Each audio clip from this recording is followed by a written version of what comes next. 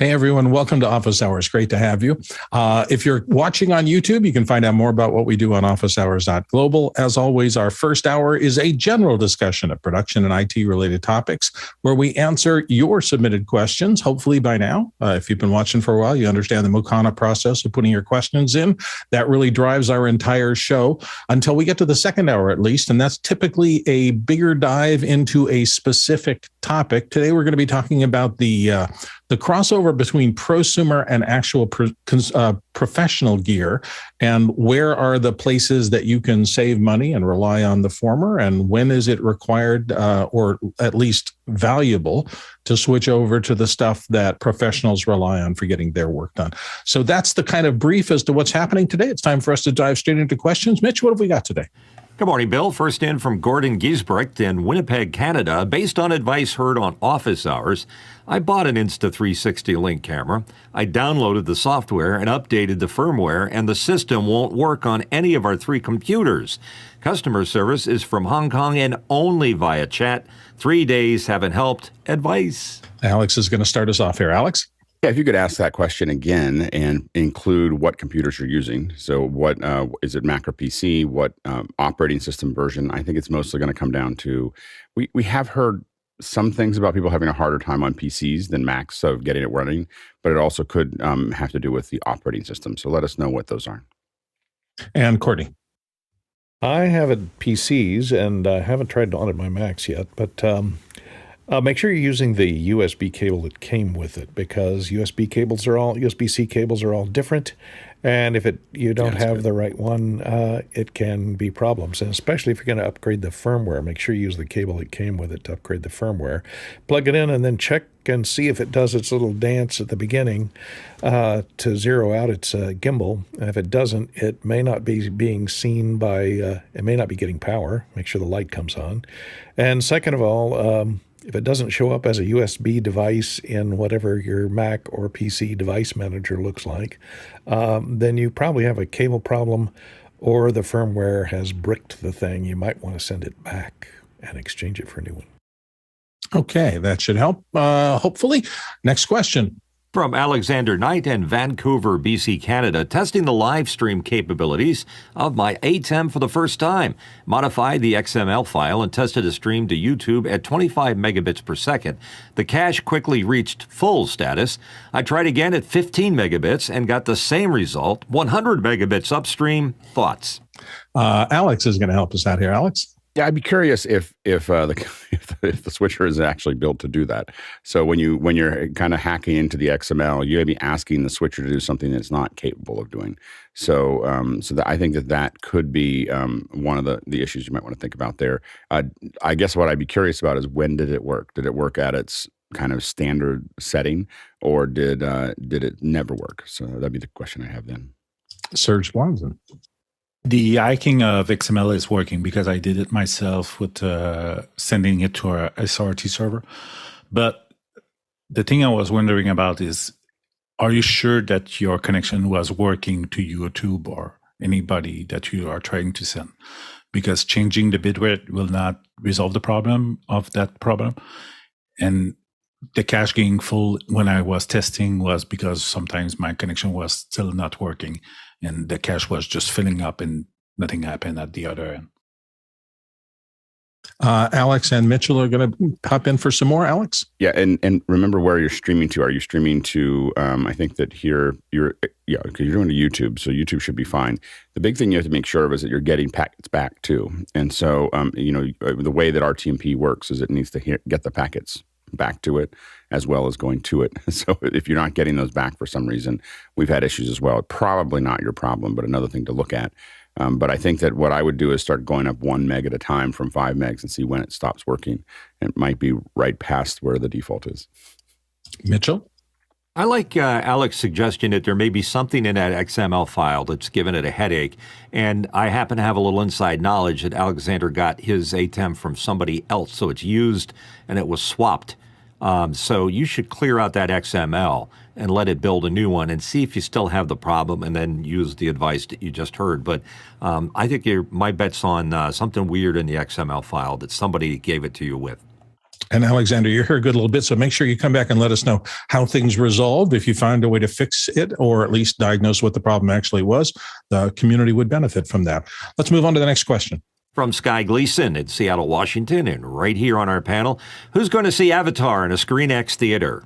And Sky Gleason starts us. Sky, are you? I was just introduced to this yesterday. We were going to go watch the film, and in Issaquah, a little town near us, they have a ScreenX theater. And the closest we'd come to that was the Cinerama. But I'm looking at, it says it's 270 degrees. So it looks like it's 3 different projectors on 3 different screens. That's hard to do. In fact, the big Cinerama Dome here in Seattle that Paul Allen refurbished for the Star Wars franchise, that has recently closed. So are we going back to the old 3-screen thing? So I'm curious. It's interesting. I've seen a film in ScreenX, but Nigel's going to pop in next. Go ahead, Nigel. Actually, I have more of a question. Whether it's ScreenX or anything, are we using 3D glasses? The 3D element of this seems not to be carrying in the marketing message. I assume it's 3D. I'm not sure I could have survived Avatar 1 in 2D, but it was great in 3D, and I've not heard anything about 3D for this one yet. ScreenX is not 3D. It's a different technology, but Courtney? Yeah, and I looked at our ScreenX is a Regal Theaters thing. It's the Regal Theaters that I go to do not have the ScreenX set up yet, so I haven't been able to see what it's going to do. But what was curious is that when I looked at the screenings of Avatar, and it took over about 6 theaters at the Regal Theaters, and the 3D version, and there is a 3D version, was playing in one of the smaller theaters. The bigger theaters were playing the 2D version. There's an IMAX-sized theater, and there's a Dolby Vision theater, and those were both playing 2D versions. So it's interesting that they're thinking that maybe there's not as big an audience for the 3D version as there is for the flat version. Alex. Yeah, I mean, I actually think that Avatar is one of the few movies that I would actually go to see in 3D because I just know that James Cameron knows how to actually shoot it, and so I think that IMAX 3D would probably be a lot of fun, and I'm probably going to go see it in the next week just to see what it looks like. But I think that the ScreenX, I've had a little experience with it, and I just find that doing a lot of this makes the show not very fun. like I feel like I'm missing parts of the movie, and so I like having the whole. I like to be able to just see the very edges of the screens usually, to have that experience. And so I'm not a big fan of we're going to put it all around you because there's a lot of things going on in the movie that I need to see, and then I suddenly feel like I'm not seeing them. Yeah, about a year ago, I went to my first ScreenX presentation, and it was really interesting. What they do is you get there in the theater, and the screen is just regular. It looks like you're in a regular theater. Then when the movie starts, they project on the side walls of the actual theater. So literally the content goes over. There's still the exit sign in the front left corner, but they manage it so that it can be reasonably immersive, particularly if the screen was shot, if the movie was shot with ScreenX content in mind. They don't just stretch it out. They actually have additional content for the 2 on the side. It's an interesting phenomenon. I'm not sure it's my favorite way to see a movie, but it was interesting the one time I saw it. Courtney, you had another thought? It's interesting whether Regal paid Cameron to render extra CGI for the side screens.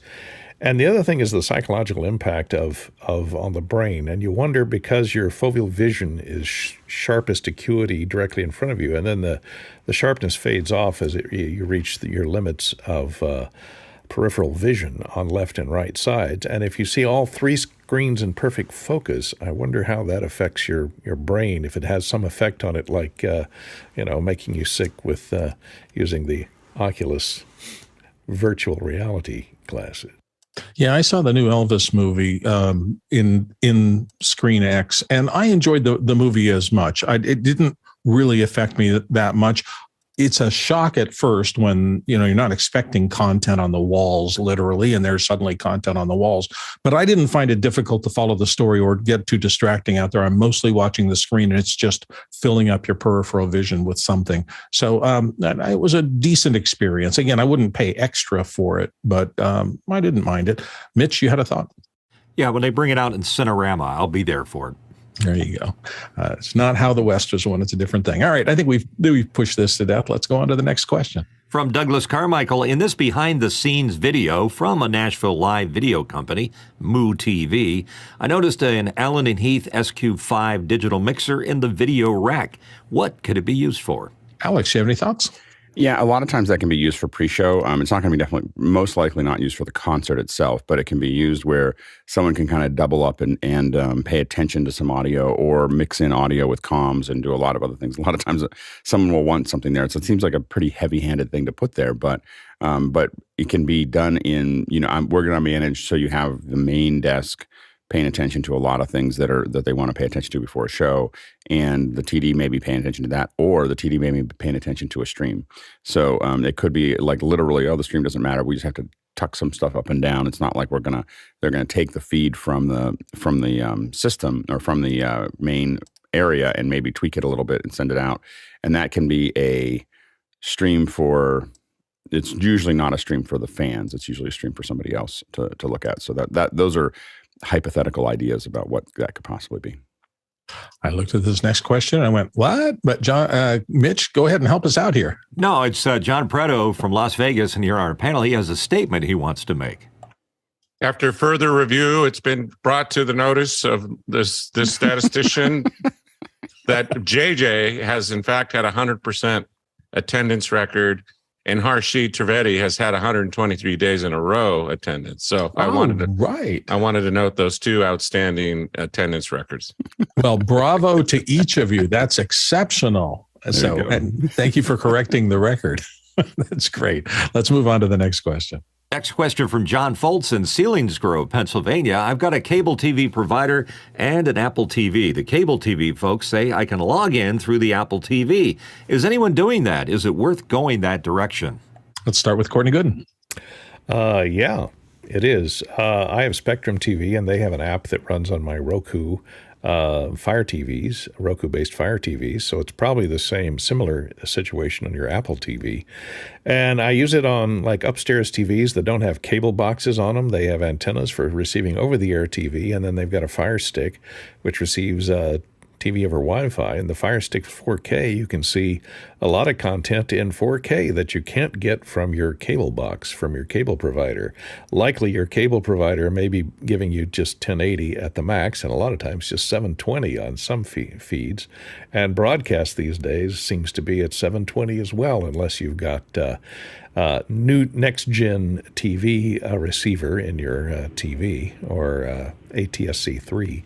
So a lot of TVs are all the stations in my neighborhood, all the regular stations are broadcasting in 720p for high def, and only the ones that have the ATSC3 are transmitting in 1080p. So that cable app can get you streams and can get you higher resolution stuff. Plus, if your cable box goes down, but you still have internet from a different supplier, you can still watch cable to all your regular programs.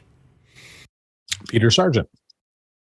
So yeah, I did this for a while. It turns out there's another benefit. If you have cable on your internet, which is what I did for many years, the Apple TV at least will recognize that and say, do you want me to log into your cable provider? And a lot of the channels that you're paying for on cable will suddenly appear. The apps on your Apple TV will also allow you to access without paying for the app itself. Interestingly enough, things like HBO Go and things like that just simply appear. But Apple has some sort of way of determining, it asks you what your service provider is and locks it in and uses that to access the channels that way. Mitchell. The Apple user experience is superior to any other system out there. So the more you can stay in that GUI, the better. The question is whether or not the cable system or the people providing the video are supplying Apple with the appropriate signal, because on my direct TV that I have, I pay for 4K, but there's only like 4 channels that are actually doing 4K. I haven't tested it yet, and I will as soon as I'm done with the show to see if it does manage to make it through 4K or at least 1080, 1080p maybe, 1080p 60. All of those things are going to look better on the Apple TV. And just for reference, my friend who works at the local Magnolia Theater at Best Buy says that they install 90% of their new theater systems with Apple TV as the front end. Interesting. Alex? Yeah, you probably should do it now at the moment. I mean, most likely all of this is slowly fading away as the interest in, there's so many people cord cutting. I mean, it is broadcast cable is in free fall. So you won't need to do it for much longer, but if you're doing it right now, it probably makes sense. Let's move on to the next question. And it's in from Matthias Steher in Stockholm, Sweden. Resolve was just released for iPad. What workflows could you imagine using it for, taking into account that the displays on iPads are great? And let's start with Sky. I would imagine on set, immediately following a Blackmagic production, to be able to preview your on a nice portable screen like that for the client and or the director or whoever is the decider at that point of the process. I'm of course used to a much bigger production with all of the bigger monitors and things like that, but to have the ability to do a playback immediately, this seems like a really efficient way. But I also think the second generation or the second, third, fourth generation of the new film people are going to be able to really push this device very quickly. Alex? I mean, obviously, eventually it's going to have everything in it, but this is just the easiest things for them to add to it right now. I do agree with Sky that on set is probably going to be one of the best uses for it. I could also see people, playing with ideas on a plane or in transit. Just like I just want to open something up and do a little cut or do some little color correction to kind of think about that process. So in transit and also on set, I think are going to be the 2 big uses. Mitchell? Check back in one of our archived office hours shows. Felipe did an excellent review of it, and it's looking cool. Can't wait. Yeah, to see about 2 weeks ago, Felipe Baez. So look for his name in the list of things, and you'll get a nice primer on exactly what it does and what it doesn't do and where it might fit in the world. So good advice. Let's go to the next question. Chris Widener, Lafayette, Indiana, steps in with a question. New wireless Rode Go-To firmware, camera presets, nested recordings, and a new wizard via Rode Central have revised the battery level indicator for accuracy. Have any of the panelists noticed battery problems with their Rode Go-To 2? Nigel, do you have any idea? Well, and I didn't have battery problems, but I was having technical problems, and the receiver just didn't work sometimes. And I wonder whether I'd been pressing the power button too hard and had broken it, because I'm very aggressive with my power buttons. And when there's no click, you can, sometimes have to hold it. So I contacted Rode, and they said, no, just go to the new firmware, which I did a couple of weeks ago, and it's been fine. The one thing, and all the features they say look great. They look great. They seem to work well.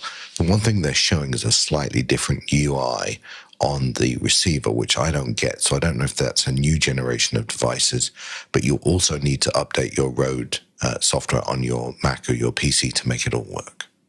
There you go. Hopefully that was helpful, Chris. Let us know if everything works smoothly from this point on. Let's go to the next question.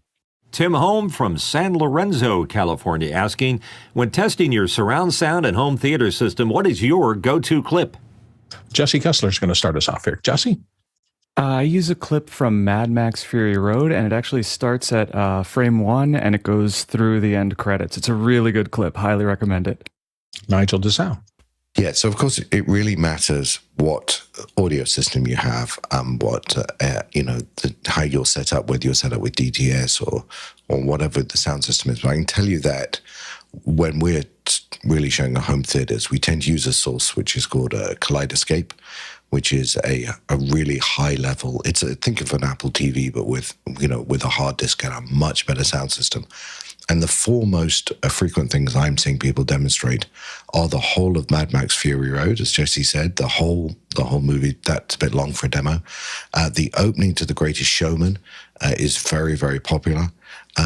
In Unburden, the bombing raid in that movie. And then the other one is Gravity. If you want to test your your Dolby system, the gravity, particularly when Sandra Bullock's stuck at the end of the arm and it's spinning round, that's a really good one as well. Alex.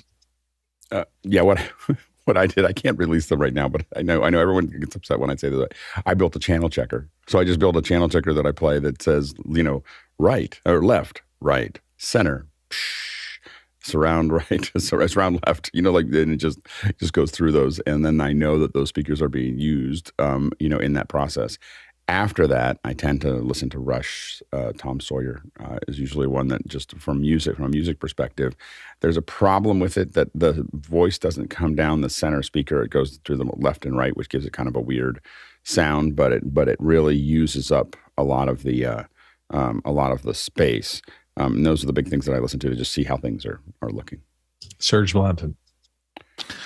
My go-to is the Matrix, the Matrix, the first one, physical disc, not streaming, because the quality is better, and also the Matrix because the bullet going through my head, it's the perfect test for me. Mitchell Hill. Any Star Wars space battle or the THX open with or without O George? There you go. Tim, hopefully that'll give you a good variety of excellent content to test out your system. Let's go to the next question. Jesse Kester from Glendale, and here on our panel, I'd love to have a piece of software that scans a drive when I plug it in and creates a text file of the folder trees on that drive. The dream is to search a text doc for files instead of plugging in endless loose drives. Does this exist? Oh, yeah. Let's go to John Preto for a thought. A couple of thoughts. Well, you could always use grep to search your entire drive if you know Linux or Unix at all. But the other utility that I use that I find very, very helpful is Daisy Disk. There's 3 or 4 of these out that gives me a visualization of the disk and how big the files are. Super useful for finding giant old videos on my drive and then deleting them very easy. I found it very helpful. Alex. Yeah, I have to admit, I raised my hand thinking I'd be able to find the name of it. I haven't used it for a long time, but what you think you want is a text file. What you really want is a database. And so what we did for thousands of drives is we would scan every drive, and we had this massive database of those drives. And then we just numbered all the drives. Like these are all of our backups. And then you were basically able to search for a file. And if you had good naming conventions, so if your project files had good naming conventions and your drives had good naming conventions, basically you could find anything out of 1,500 files in 10 minutes because it would just tell you where the drive was. It's on this drive, and you could see all the structures you're talking about. But I mean, you might be able to get a text one I don't know about. I don't know how you do that. But that database was super powerful. If you have a lot of drives, it's a great way to back things up. And I have been using for probably 20 years a little utility called Disk Catalog Maker. I think it's Disk Catalog. That actually might be the one that I'm. Yeah, it is incredibly fast. It is incredibly simple. You literally invoke the program and then you mount any drive, and in 15 seconds, it has everything cataloged into this text list. It'll tell you which drive. And if you search, you can search across the entire millions of files library. And in 3 seconds, it'll have all the information of all the instances of that file. In fact, faster than 3 seconds. That's the one I was actually trying to come up with. So it's been around forever, and it's super useful. And I'm kind of amazed that they've supported it and it's still going and it's still working fine on all the modern systems, even though they started it in something like, I don't know, the year 2000 or something. It goes way back. Let's move on to the next question. Okay, Bill. Andre Dole from Berlin has a question. How can I reuse a webinar that has already taken place, like using it for testing without practice session and using it for the event as well? It should be set as not recurring meeting. Peter Sargent. Well, I'm assuming webinars work the same as meetings. You can always save as a template, save the meeting structure as a template, and then recall that template anytime you want to build a new meeting. And that's what I do in meetings all the time because I run the same meeting probably 3 or 4 times a month. Alex? Yeah, if you go back and change that date, it'll just make it go again. Although I would use a template. Exactly what Peter's talking about. I would get it to what I want, do the practice with it, save it out as a template, and load it back in. I would be really careful of not like doing my test on my especially if you have people registered already, because it'll send reminders, it'll do all kinds of other things. You don't want to have your registrants being part of something that you're testing, in my opinion. So I would do it I would get it just the way I like it, do all my research with it, and then I would save it out as a template. Okay, let's move on to the next question. Paul Buchan from Columbus, Ohio, asking, when the Insta360 link turns on, it always returns to a fairly wide shot. Is there a way to force a preset as the default? I'm guessing I'm missing something obvious. Alex. You should be able to save. You can save a preset, and then when you hit it, it's going to jump right to that. I don't know if it would come back up and be that way, but remember that you can save that preset, and that preset you should be able to save it even between open and closes. So you should be able to just hit a button and have it go back to where it was. But I think it'll always go back to its end state when it launches. So hopefully that helps you. Let's move on to the next question. And it's from Mike Edwards in Brooklyn, New York. Morning, guys. Does the DeckLink Duo or Quad output screens outside of apps that recognize it? I would like to send desktop feeds in addition to ProPresenter feeds to VideoHub. What is the best workflow and tools to use in this case? Thanks. Alex. Not 100% certain, but I think that you would still, I think in this case, you'd still end up using Black Siphon to do that. But I'm not 100% sure. Yeah, I'd have to think about that one a little bit. Yeah, this one might be a little bit tricky. So hopefully, if you're not content with this, come back and try it another time with another panel, and maybe we'll be luckier there. Let's go to the next question. From Paul Terry Wallace in Austin, Texas, asking, what's the minimum and optimum power supply to plug an Apple MagSafe disc into? What's the difference between MagSafe and wired charging? Courtney's going to help us out here. Courtney? Well, generally, as a rule, most inductive chargers are slower than a plugged-on charger, because the plugged-on charger will then talk to the device and go into a higher voltage and charge it faster.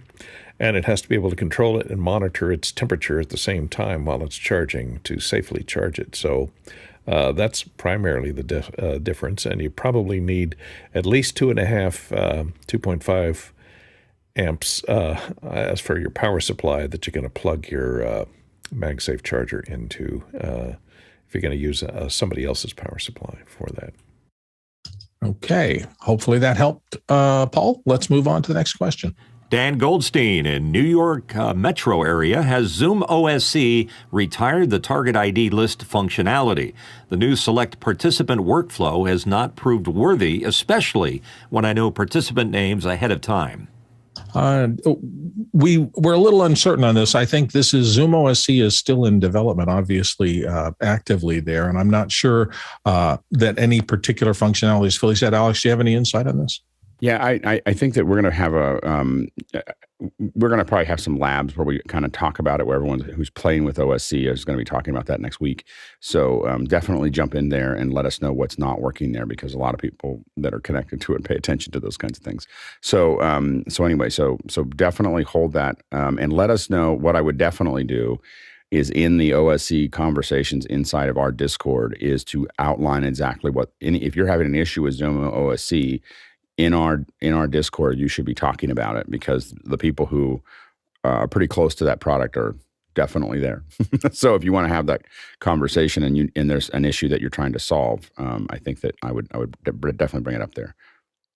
Okay, move on to the next question, please. And from Douglas Carmichael, I've installed the Digico Quantum 225 offline editor on my virtual Windows PC, but it won't appear in my Windows Add Remove Programs list.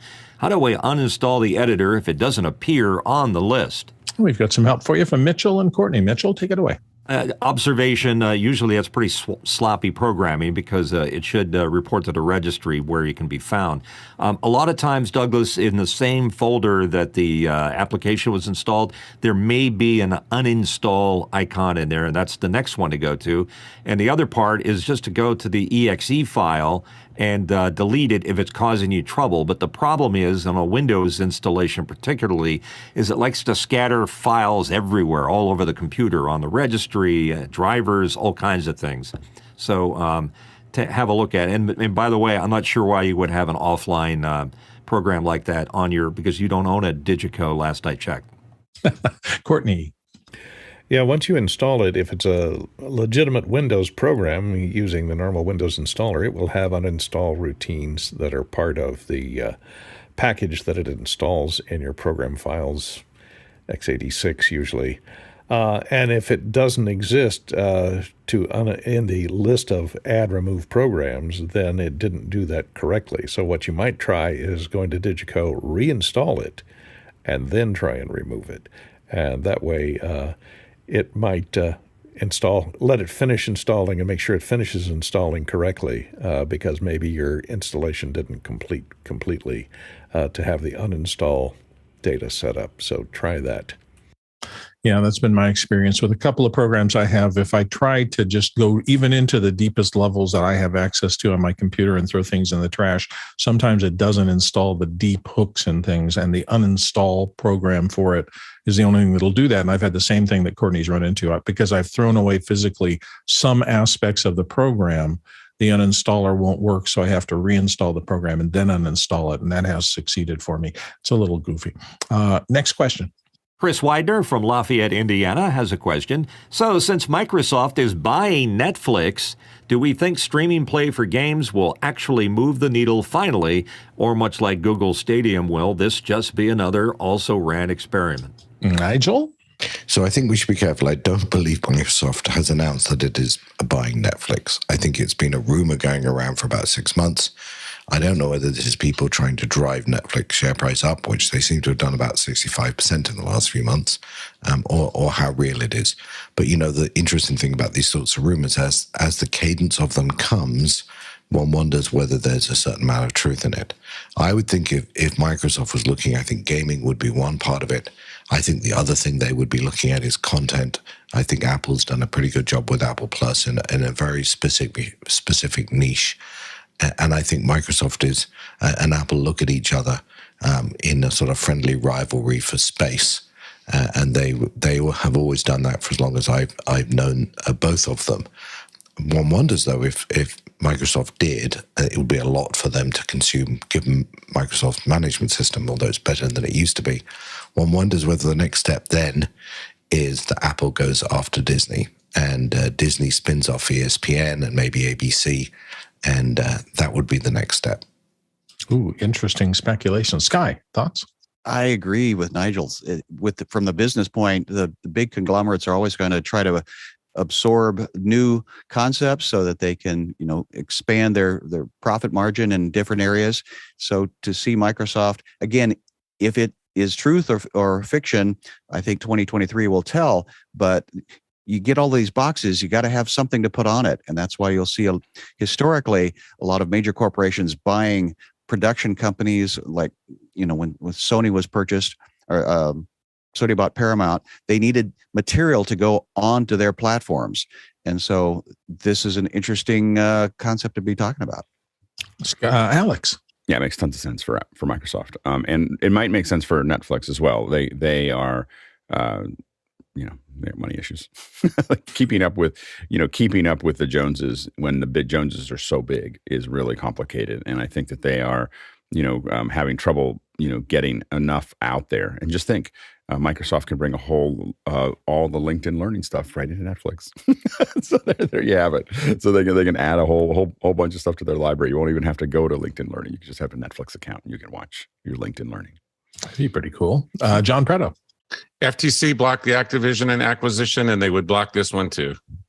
Oh, I think the SEC will get it. Courtney. Sony bought Paramount? I don't think so. MGM they bought.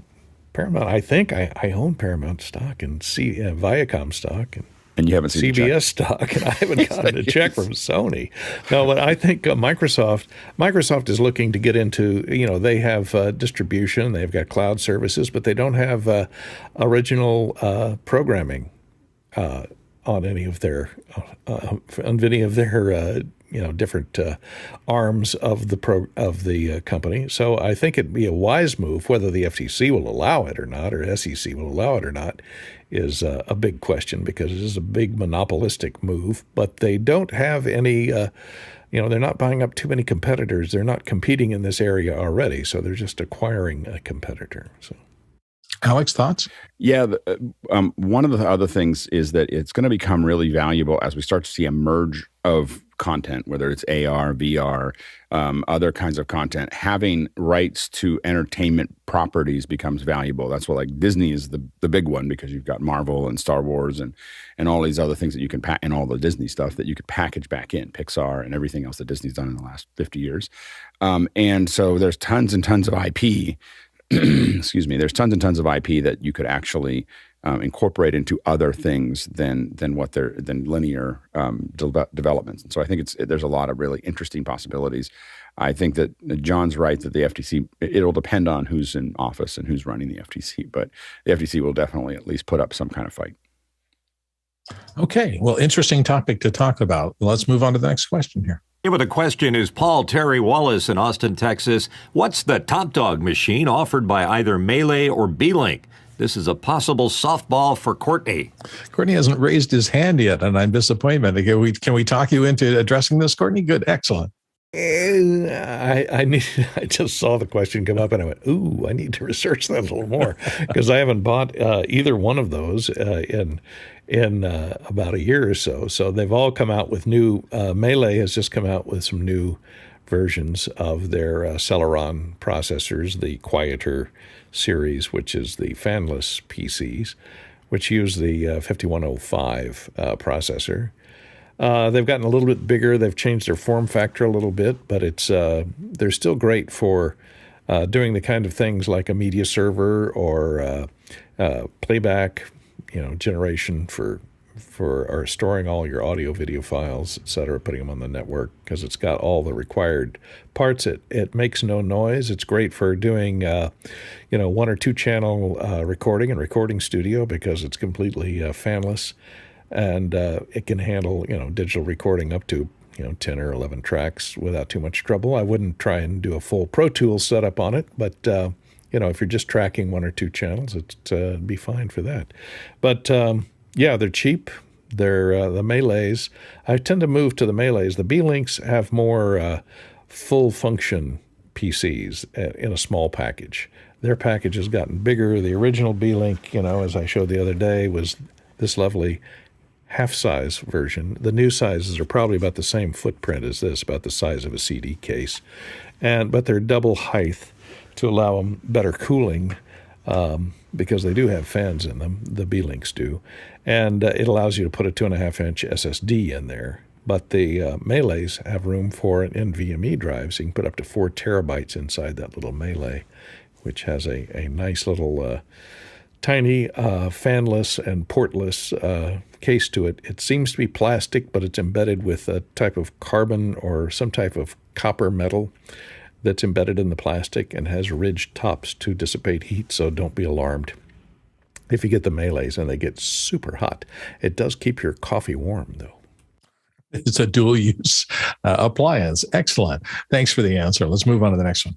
Harshid Trivedi from Daytona Beach, Florida, and here in our panel asks, can someone describe who all the voices were behind the 12 Days of an Office Hours holiday song? And Preto. Yeah, I was surprised they didn't put them in the description so your screen reader could have read this. It produced by Dale Nabata.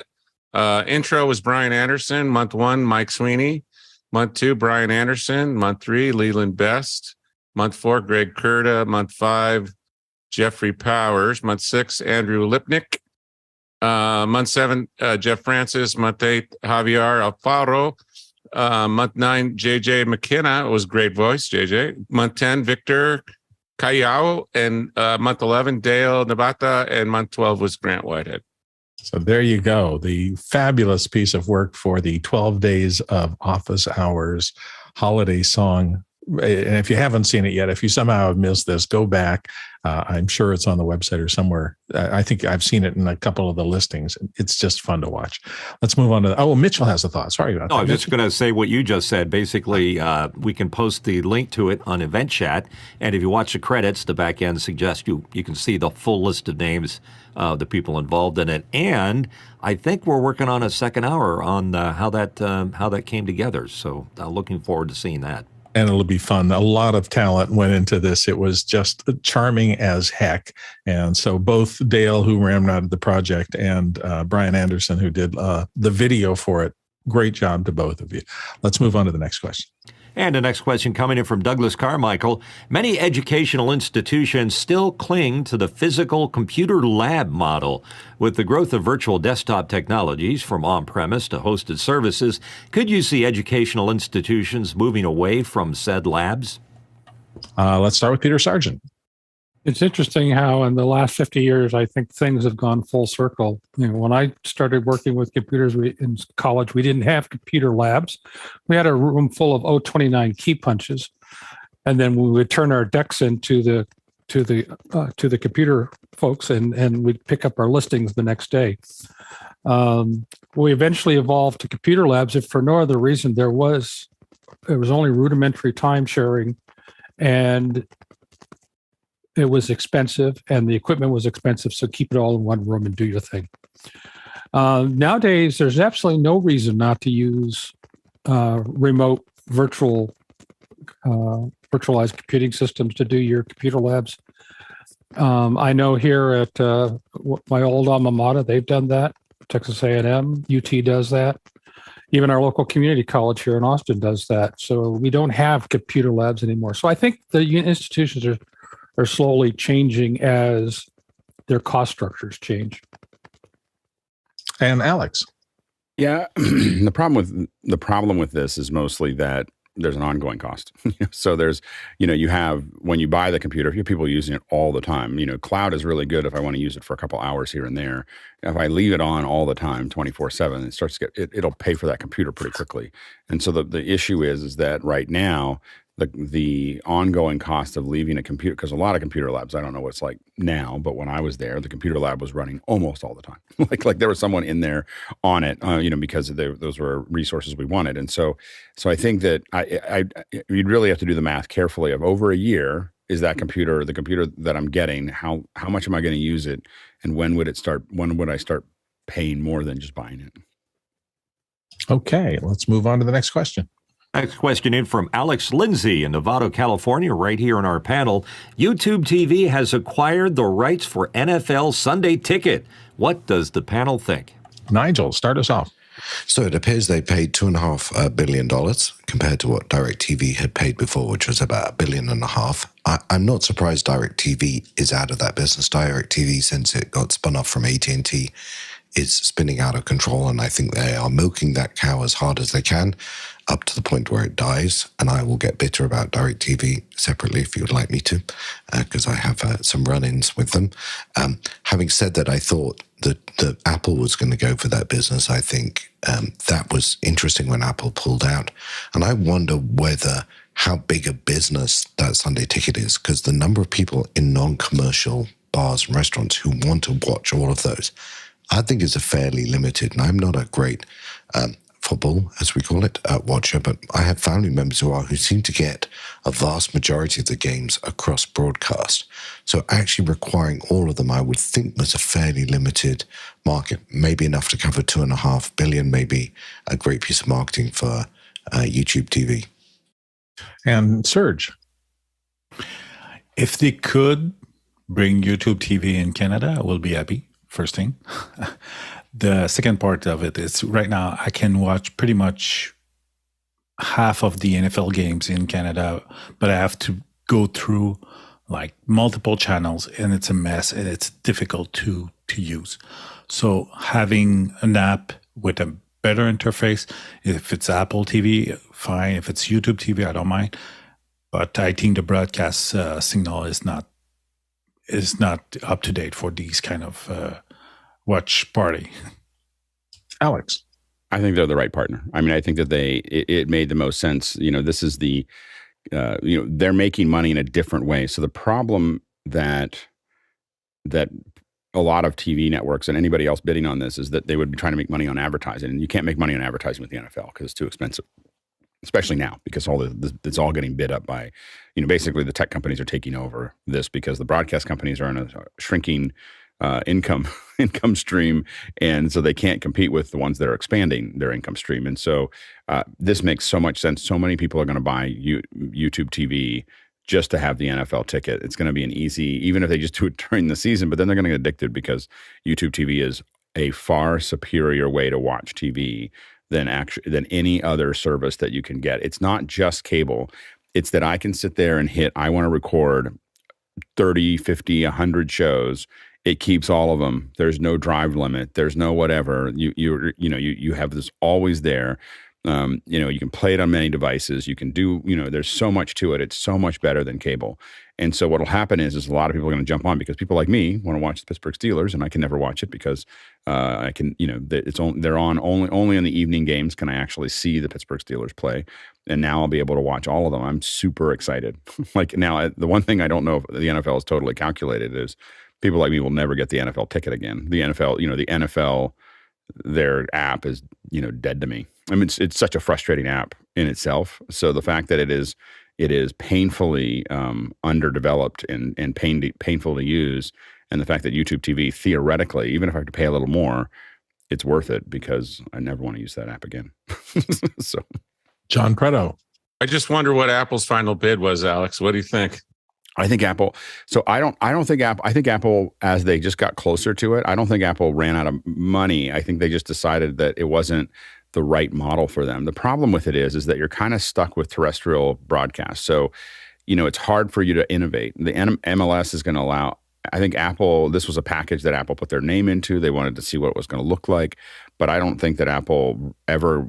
I think as they got closer, it wasn't about the money. I think it was really about the fact that it just didn't match their model. YouTube TV is more of just give us your content and we'll broadcast it out. Now, maybe with the NFL, they'll start to look at innovation and they're doing a lot of things, because YouTube TV could theoretically broadcast 4K and do surround and do all kinds of other things that are a little harder to do in broadcast.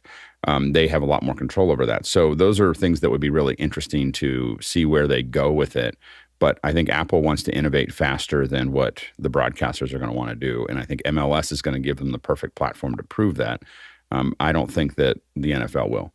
Do you think, Alex, that it's because in part football, soccer, what we call, is a bigger global footprint and Apple's looking global rather than I think US? that MLS, the reason they grabbed MLS is because it's small in the United States and they can, if you took the NFL off of broadcast, or only handed it a little bit back, people would go crazy. Like they would just, there'd be people with pitchforks and fires and things like that. MLS, they're giving a lot of people who didn't have access to their favorite soccer team the access to see it on Apple TV because it's a much smaller market at the moment. It also means that because they're not dealing with a lot of other broadcasters and they're taking total control, Apple can continue to innovate. So I think that again, you're gonna see integration with AR and VR. You're going to see, so that's going to be one thing that they're going to add. I think they're going to add higher frame rate. I think you're going to see in 3 to 4 years, you'll see 120 frames per second at 4K, potentially 8K, HDR. They're going to use that as a way to prove a model that and play a game that they're one of the only ones that can play. So that's part of it. When you own all the hardware, they're in a unique position to cause a lot of trouble. In a way that other folks may not be able to. But I think that, again, I'm super excited about this purchase. It's good again. Courtney. I'm not, I don't watch that much sports, but one question I had is, does YouTube TV going to be, they have to abide by the blackouts that they used to apply, the NFL used to apply when they play, if the team is playing in your major city, if they would have to black out the game in that city if the game was not sold out. How are they going to handle that since it's a streaming service and you may not have as much control over its distribution and streaming and replay, but or at least it's live carriage on YouTube TV. So are there going to be blackouts in the areas where the games are occurring? Well, Peter Sargent's in the queue next. Peter? So the other thing is, Serge touched on it lightly, is, at least YouTube will carry that in the U.S., but outside the U.S., the NFL still has their rights for broadcast in various countries and various agreements so that, and unfortunately that doesn't solve the problem. I suspect Apple, if it had its way, would have been able to do a global agreement just like they did for MLS. Serge? One thing Alex touched on is the PVR capability of the YouTube TV. Yeah, I know it's not the question, but I was surprised when my TV provider said that they have a Google partnership, and now our PVR are able to record 10 things at the same time. The previous limit was two channel at the same time. So I don't know if in the back end, if they share the YouTube TV technology, but I was surprised to see that the Google partnership bring us a little bit more capability. Harshid? One thing that I wanted to focus on is whenever they do, let's say, with the DVR, as you said, yeah, that is one thing I was thinking of. But I would think that if they did merge and if Apple would have grabbed it, I think they would have had FTC issues as well with a little bit of pushback since MLS was just achieved. So the other thing that Courtney had mentioned with regionals and blackouts and stuff, it already kind of adds to that process of letting you watch in specific cities or what content. So I have a buddy that lives in New York, but he used to live out here. And since he changed his zip code, he can't get the news out here, but he could at least get content that's relevant to his location. So I wonder if they just follow the same format of what media is getting processed or pushed through. Unless if they own it, then they could achieve with the technological side, as I was wanting to bring up the DVR aspect of it, because that's one difference in between what DirecTV had to offer. Surely they had a system like that, but then it's working through satellite and everything else. So, the delivery and the technological advancements I think YouTube has to offer here is a little bit better, and hopefully pricing doesn't kill the whole process, because when YouTube went up and offered 4K, the pricing went up to I think $80 plus tax, and that was almost like a $90, $100 price tag, and you only had a couple channels that did 4K. So we just want to make sure that the pricing package also is a good delivery to the customer. Alex, you want to wrap it up first? Yeah, and my understanding is that all it is metadata for recording. So the best part about YouTube is that it doesn't need to actually store it on a drive. DirecTV does it on a drive, but YouTube just needs in and out points. So the last thing I'd say is that I would plan to be in after hours at 9 a.m. on Tuesday. That's all I can say. This is what is known in the industry as dramatic foreshadowing. 9 a.m. Tuesday. Be a good time. Be here or be square. And I say something, Courtney. What were you going to say, Courtney? Yeah, I was sorry. I couldn't raise my hand. But according to reports, it will be NFL Sunday Ticket will be an add-on pricing. So it won't be on the regular pricing of YouTube TV. It'll be an add-on package that you can add. And they claim to also carry it as a standalone package that you can subscribe to as well without subscribing to YouTube TV. So it will be available for non-subscribers to YouTube TV as well. Yeah. But you should subscribe to YouTube TV because it's the best. We've got about 8 minutes left before we hit the top of the hour. So let's dive into the next question. And it's coming in from me. Netflix just announced a $905 million plan for a production studio at a former military base in New Jersey. What do you think the other big studios might do in response? Start with Courtney. Not much. They already have studios in New York. Netflix did this to have a separate coast for production studios because a lot of actors live and want to work in the New York area. So I think it's a wise move. There's a lot of studio space available for rent in New York. So I think it's a smart move. Netflix has bought up a lot of stages here in Hollywood. So they have plenty of production facilities available on the West Coast, and this kind of helps them on the East Coast. Alex? Yeah, in many of the states that they have incentives, they have studios. So Netflix has built a lot of studios. Military bases tend to be really good because they have a lot of infrastructure. There's a lot of power. There's a lot of things that'll hold a lot of weight. So those are all things that are great for studios. Sky Gleason. Atlanta, Tyler Perry did this exact same thing. He got a better deal on the military base he bought for about 23 to 30 million.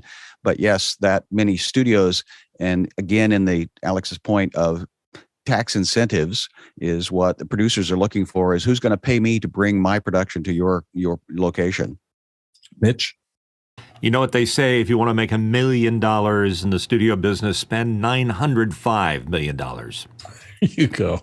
Next question. Javier Alfaro from Mexico City asks, I just saw Avatar in 3D IMAX, and it is the most stunning movie I've seen in a very, very long time. Should we do a second hour discussing the new tech, cameras, and workflows developed by Cameron for this? Alex. 100%. We should absolutely do it. I think that we just have to wait a couple weeks to let everybody see it, and then we'll tell everybody that there's going to be some spoilers, and they can decide whether they want to watch it or not. But I think, and maybe not next week or the week after, but the week after that might be a good one for us to break it down. But I give everybody a little bit of time to be able to get for me, it's just getting the right seat. There's like 5 seats in an IMAX and 4 or 5 seats in a Dolby Vision or Dolby Cinema that I'm willing to sit in. So I have which ones? Which ones? Since we want to go do that, the IMAX one depends because there's a couple different designs of the IMAX theaters. The Dolby digital one in Moscone, it's D8, 9, 10, and 11. those are the ones that you sit in, and those are the only ones I sit in. So like when we go, that's it. They're right down. You would think when you look at the map, you'll think it's D9, 10, 11.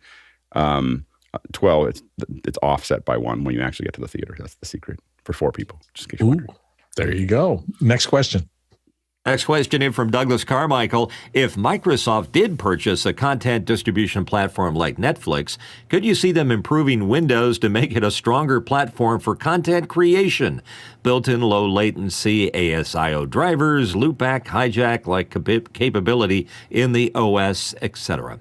And Nigel will start us off here. Nigel? That might be the thing that drives them there. My sense for Microsoft is they are focused on the enterprise, they are focused on the cloud, they are focused on the large-scale commercial solutions. Microsoft's a very big, very complicated business. My guess somewhere in Microsoft research, they've got this. The question is not whether they do it, it's whether they commercialize it. And I think they're probably not focused. Now, if they were to buy Netscape and Netflix or someone, who knows, that might be a thing that drives them there. But unless they do, I don't see them prioritizing it. It would surprise me if they bought Netscape. Serge Blondin. I'm sorry, but I don't think it's something that Microsoft will release anytime soon. I think not that they are happy that the market for these kind of capability are going to the macOS, but I don't see them prioritizing that versus all the business that are using Microsoft for day-to-day work, and they don't need that kind of productivity. Next question. Paul Terry Wallace, Austin, Texas, asked, what is the proper use and handling of HDR on the Insta360 Link camera? If anyone in the panel has one, could they switch it on for a moment? Alex? I can't switch it on right now. I've played with it a little bit. It's limited to 1080p when you do it, so you can't do 4K, and you'll have it changes the way it operates there. But I didn't really find it to be that dramatic as far as the change goes. But I think where you're going to see it, it's not really doing HDR. It's doing tone mapping. So it is basically underexposing some of the pixels so that it can grab onto highlights and then reinsert them back in, and then doing tone mapping across that. I think in general you'd probably not use it, but it's kind of a cool feature, and we can test it further. I tested it a little bit right when I got it, and I was like, okay, well, it's fine. And it seems to limit the camera a little bit when you do it. So I wasn't sure that the trade-off was worth it.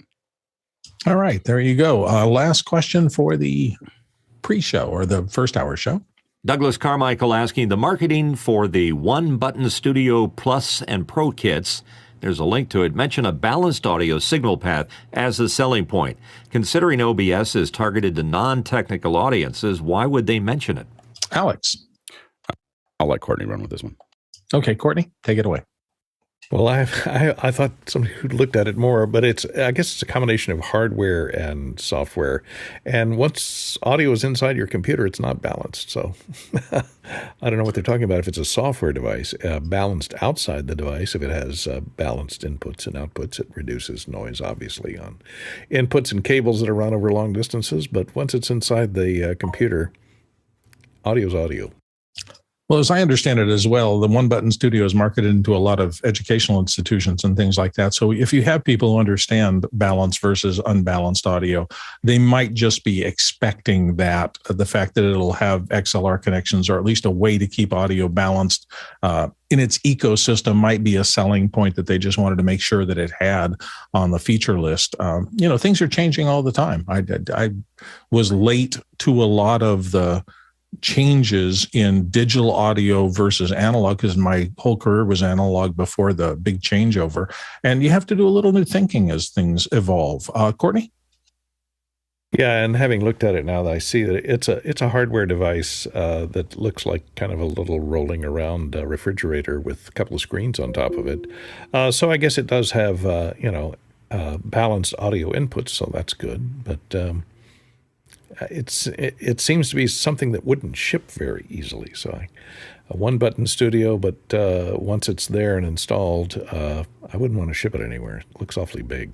Yeah, and it just opens it up to the whole ecosystem of professional audio, which is a huge deal out there. I mean, all the wireless units have pigtails that you can use with XLR, so I can see them wanting to be players in that area. Sky, you had another thought? Yes, Guy Cochran, I believe, is a dealer. So when you see him next, bring that question back. There you go. All right. We've managed to make it to the top of the hour, or at least a few seconds away from there. We go. We just hit the top of the hour. So it is time to turn our attention to our panel discussion for today.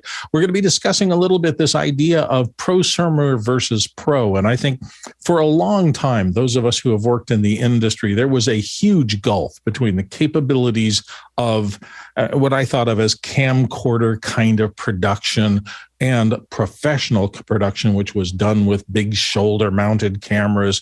Boy, have things changed over the course of the last 5 or 10 years or 15 years.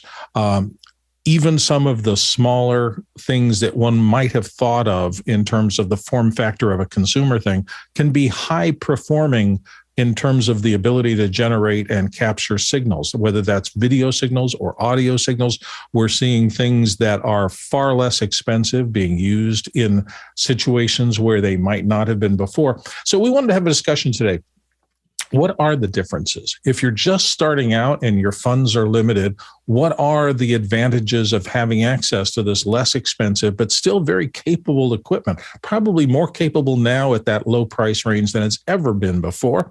And at what point is it important for you to understand that true professional equipment has aspects of it that make it a very, very viable investment, particularly if you're starting to make your living off of this and you need the dependability and the capabilities that real professional equipment brings to you. So we're going to have just a round robin discussion here. We've got a few hands raised, so we're going to talk to everybody, and then we'll go into more details about your questions. So if you have questions about the type of equipment that can live in the kind of gray zone between that and how you use it, we'd love to hear them. But let's start with Alex. Alex, what are your thoughts?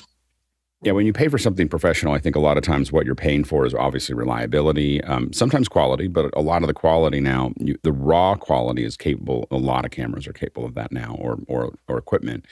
But how do you get to it? So the interface, the scalability, the flexibility, the reliability, those are all things that you start to pay for. You pay extra for so that you have dials where they need to be and not more dials than you need. And then you have because there's a lot of what we see is things get exposed to us so that we can, as a professional, we have more control.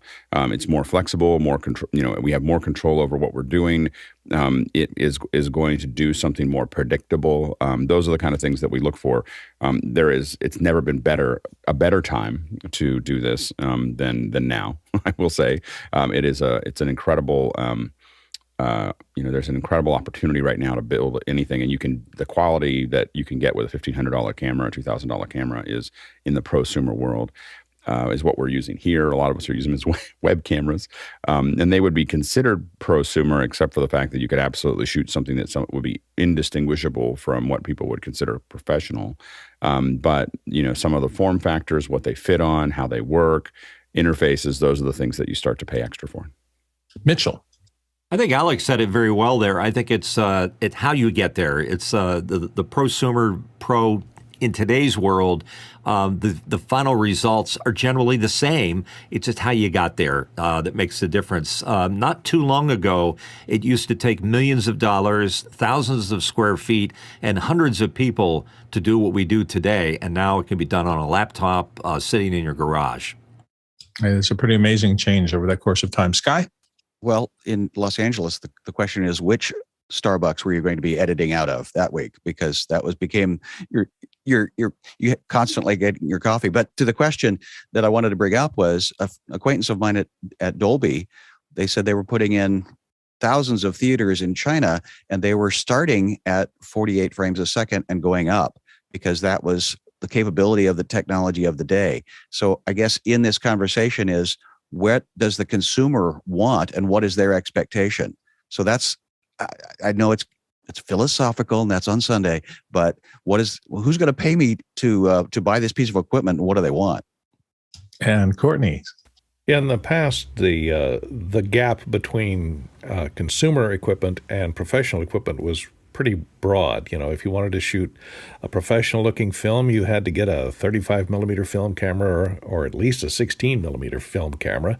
You had to pay for stock and processing. You had to have an editing system. You could use rewinds, but you know, most pros to generate a competent film, you'd need a horizontal editing table. Those are several $100,000. And the movement to digital cameras and electronic editing, has really moved the consumer area and the professional area toward a central, overlapping space, which is now called prosumer. And I think you can get the same kind of quality out of prosumer equipment, whether or not it will last. I mean, quality image, the image output and the results from using the prosumer equipment can be just as good, if not unmistakable, for the professionally produced equipment, media produced with professional equipment.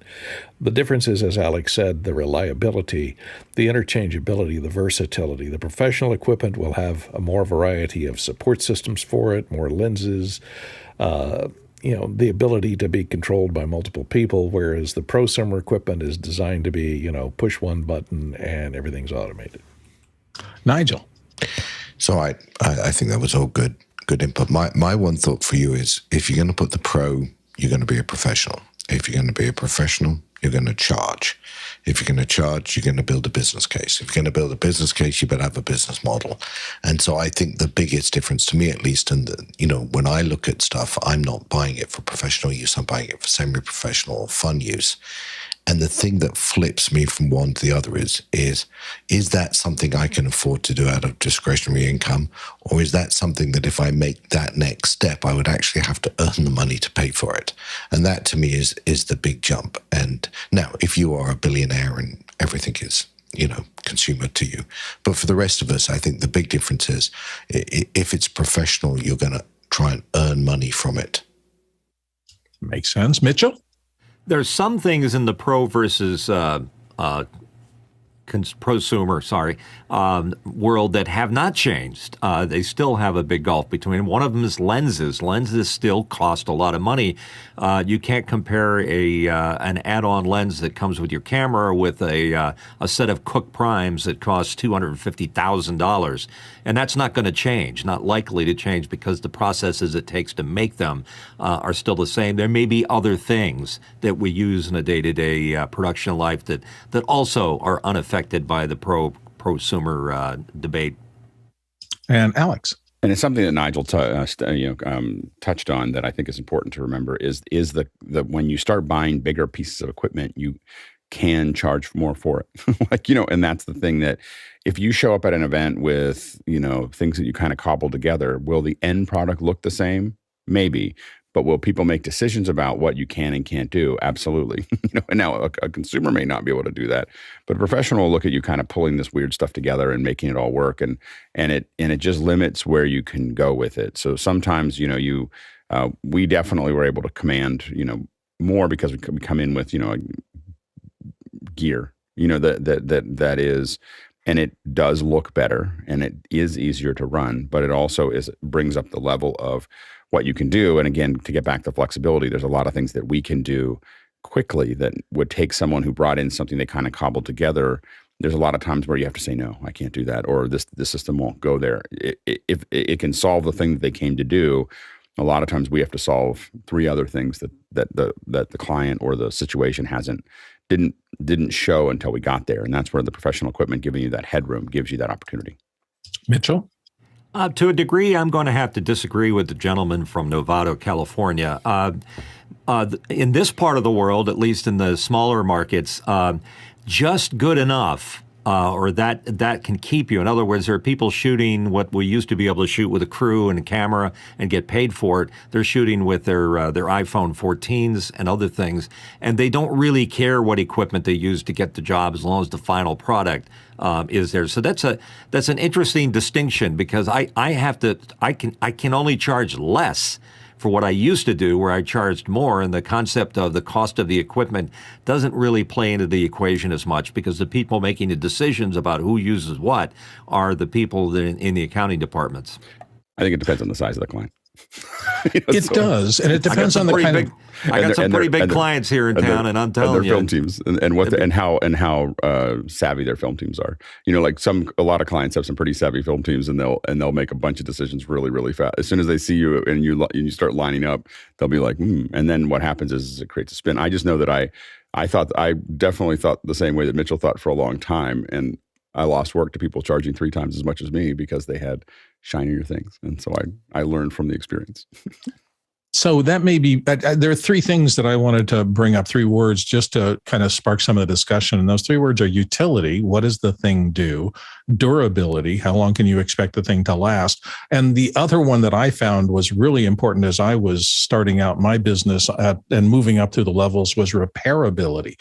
If something goes wrong with something, is there anything I can do about that before the next shoot, and other than replace it? And we are in kind of a disposable thing. We've laughed about the fact that sometimes some people some crews in some situations take the aspirational equipment that I was trying to get to, and they consider that to be disposable, and they're happy to make that XL1 a crash cam, even though a lot of my coworkers at the beginning levels were thinking, I'd love to be able to get one of those cameras.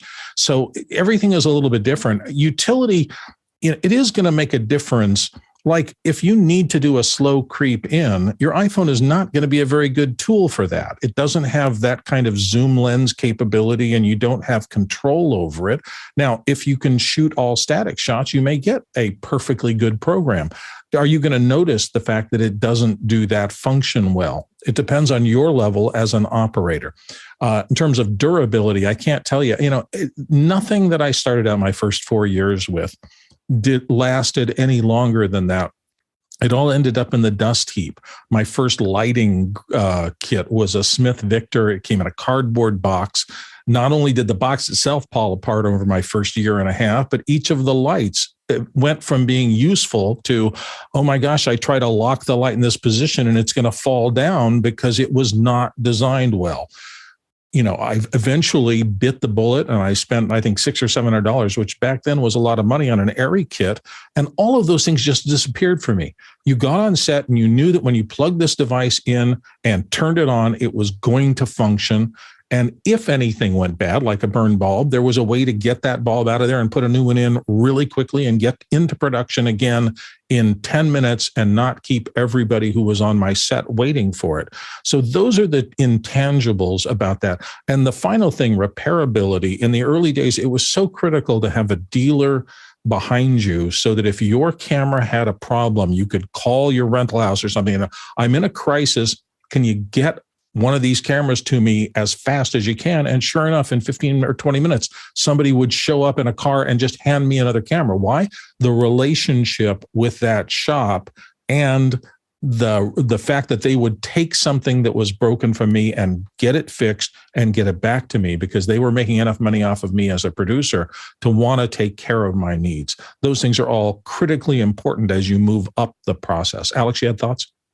Yeah, and the other thing is that you do want to not have to feel like you have to get all the nicest things all the time either. I make a lot of quality decisions based on what I'm doing. So the C stands that I use in this room to make my little tent are Neewer C stands because they're less expensive. I got them on sale and everything else. What I use typically in a production are Avengers and Matthews, and I absolutely can tell the difference. It seems very simple between the two C stands. These ones never need to do anything. They go up and they come down about once every 3 months. So I don't need them to do anything else, and I make a cost choice to do that. In a studio where I have to use them all the time and I need them to last for the next couple of years, then I'm going to make a different decision, and I think that those are the things that you have to do to, you don't have to buy the nicest thing for everything, but, it's one of those things that you do want to, what we want to be careful of, and what I was very arrogant about when I got started was I'd be like, well, I just remember having this conversation with someone about whether they're going to use Grass Valley cameras or my XL1s or XL3s. And I was, at the time I was like, well, they're all HD. And I realized how silly that sounds now to me. I was like, you're not going to be able to, the viewer's not going to be able to tell the difference. And now, after working with big cameras for a long time, the words that came out of my mouth, 15 years ago, don't taste as good as they did then. And so you want to be very careful of overselling the hardware that you have and understanding where it sits in the food chain. I do the vast majority of my production on Blackmagic Ursas, but there are times when I'm going to rent an Arri, to do those things. And I'm not, and I don't claim that they are interchangeable. I think that the Blackmagic is an incredible value camera. It does a lot of things the Arri doesn't do, like higher frame rate and a lot of other things that I really enjoy. And it's something that I can buy and own, and I'm very happy with it. And I've done a lot of great work on the Blackmagics, but I still think the color science and the workability of the Arri is still better. Sky?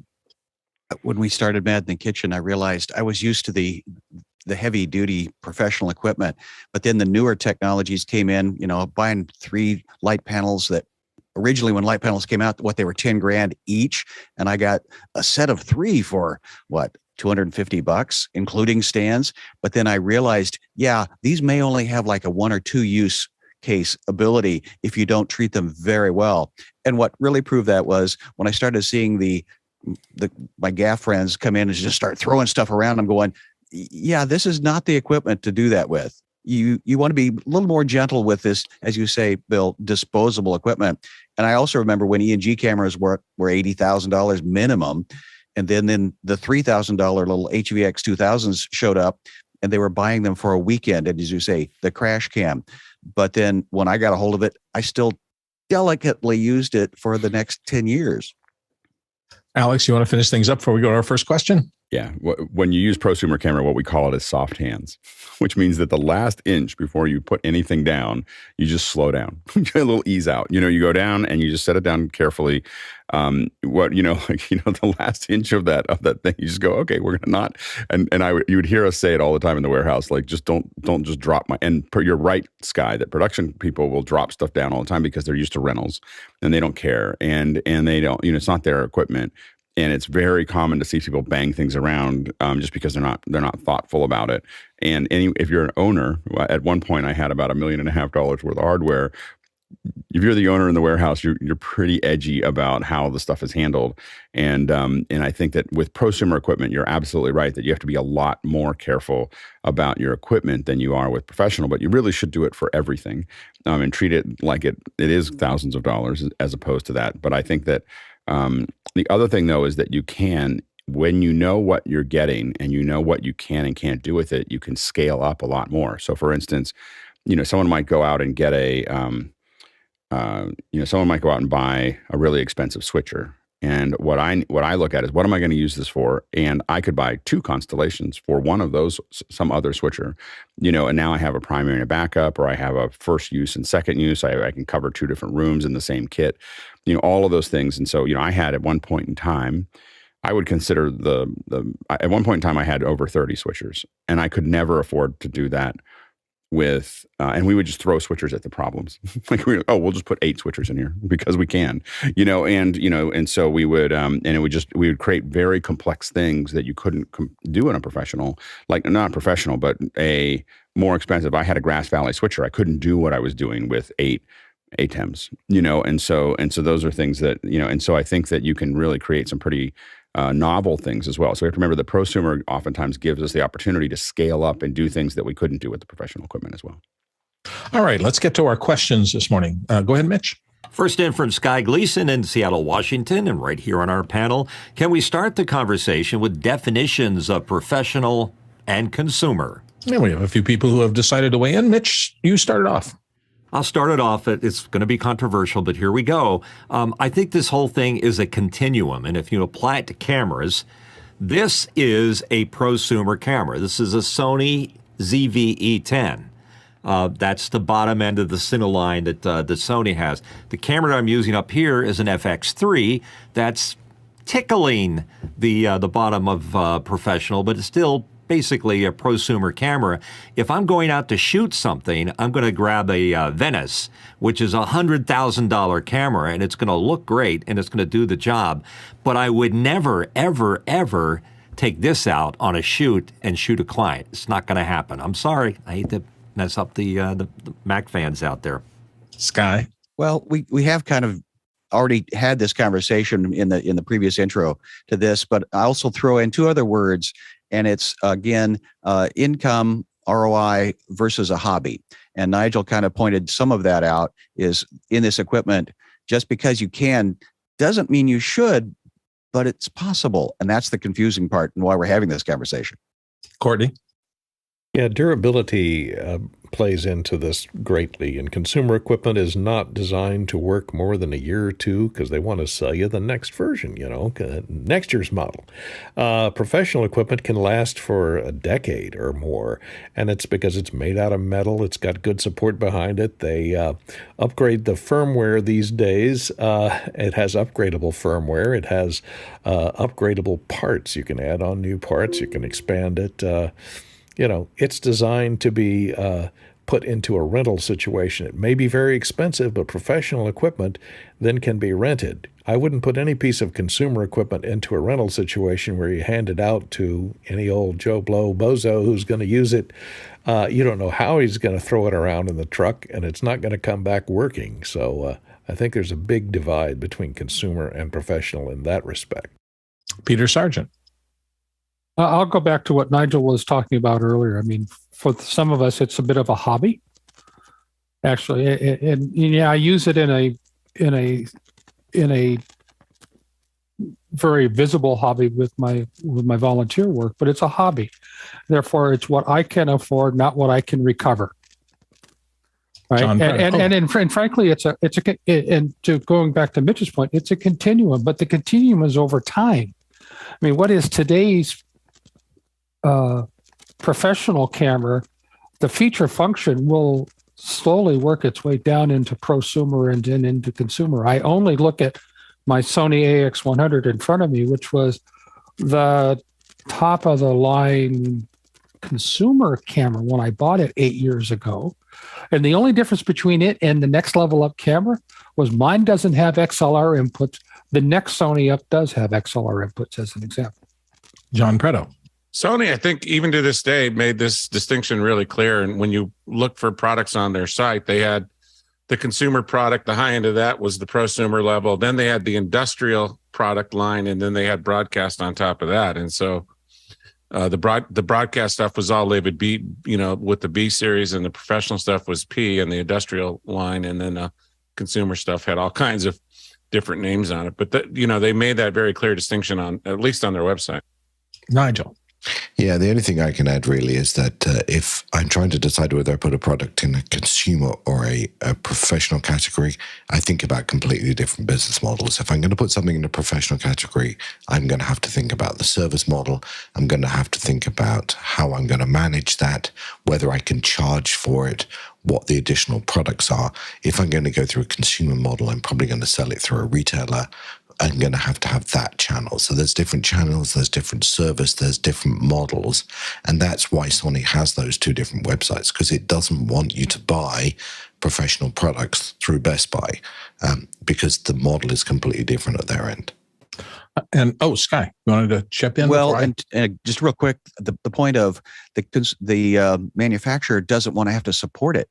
So at what point do they want to not have to deal with non-professionals? They just want to just keep selling more product at a certain profit margin. So for me, the difference between professional and consumer comes down to one simple little phrase, and that is risk tolerance. Professionals have very low tolerance for risk. If they can manage a piece of risk by upgrading their equipment, they will, because they understand intuitively that their business reputation and their ability to continue to grow their business depends on consistent performance over time. Different pieces of equipment have different places in that risk reward matrix. And so you can get perfectly good results out of an iPhone in terms of just grabbing a picture. And I've used iPhone shots in professional work.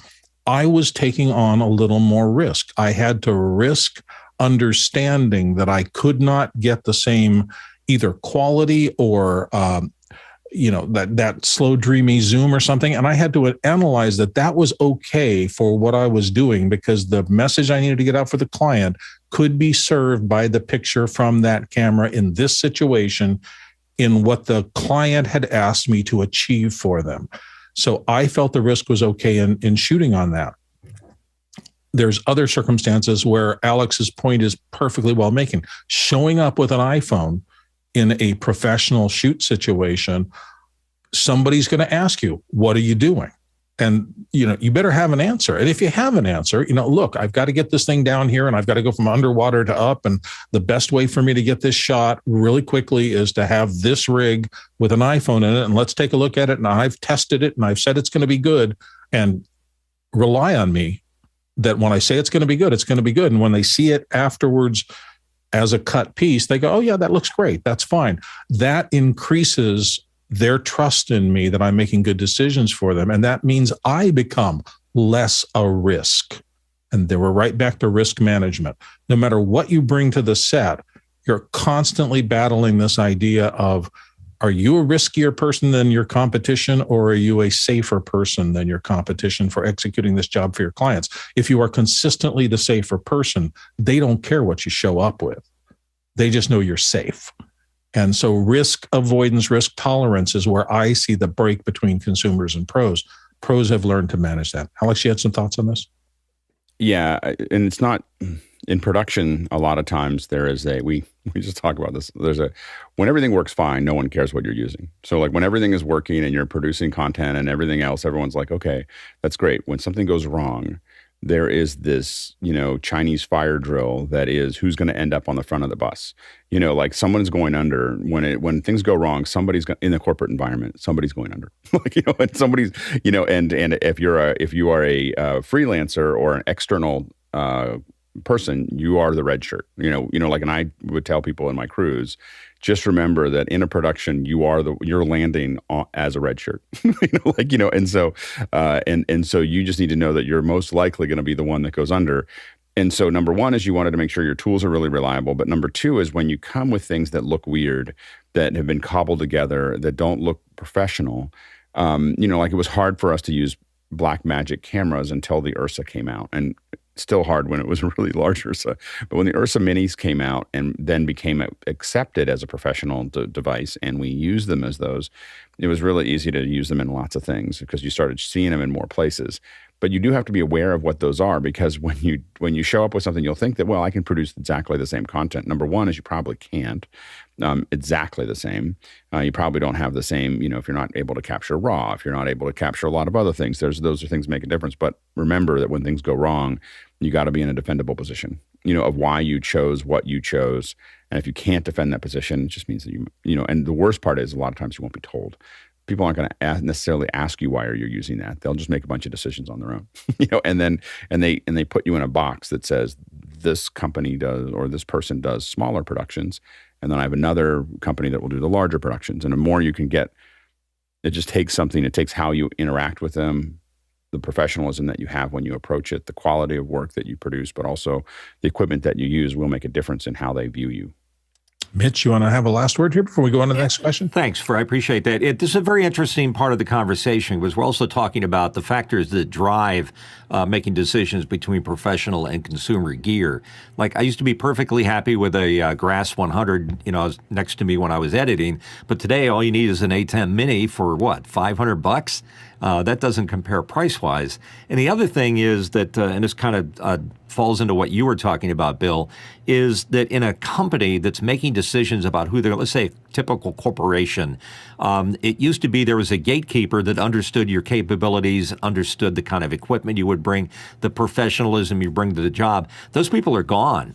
The people that are making decisions about whether they're going to hire you or not are basically bean counters in most cases, and they don't necessarily know the difference between a professional and a consumer piece of equipment. They only care that you're going to get the job done, and most importantly, like Alex just said, you're not going to get in trouble because you hired those guys, unless you get in trouble. So it's a very, very technical balance that we all work here. Yeah, I think Mitch is exactly right. I had the same experience watching during the post 9/11 era. A lot of corporations that I worked for got the middle hollowed out. The people who had expertise in areas were too expensive, and they weren't, the people keeping either typing the things or making the executive decisions.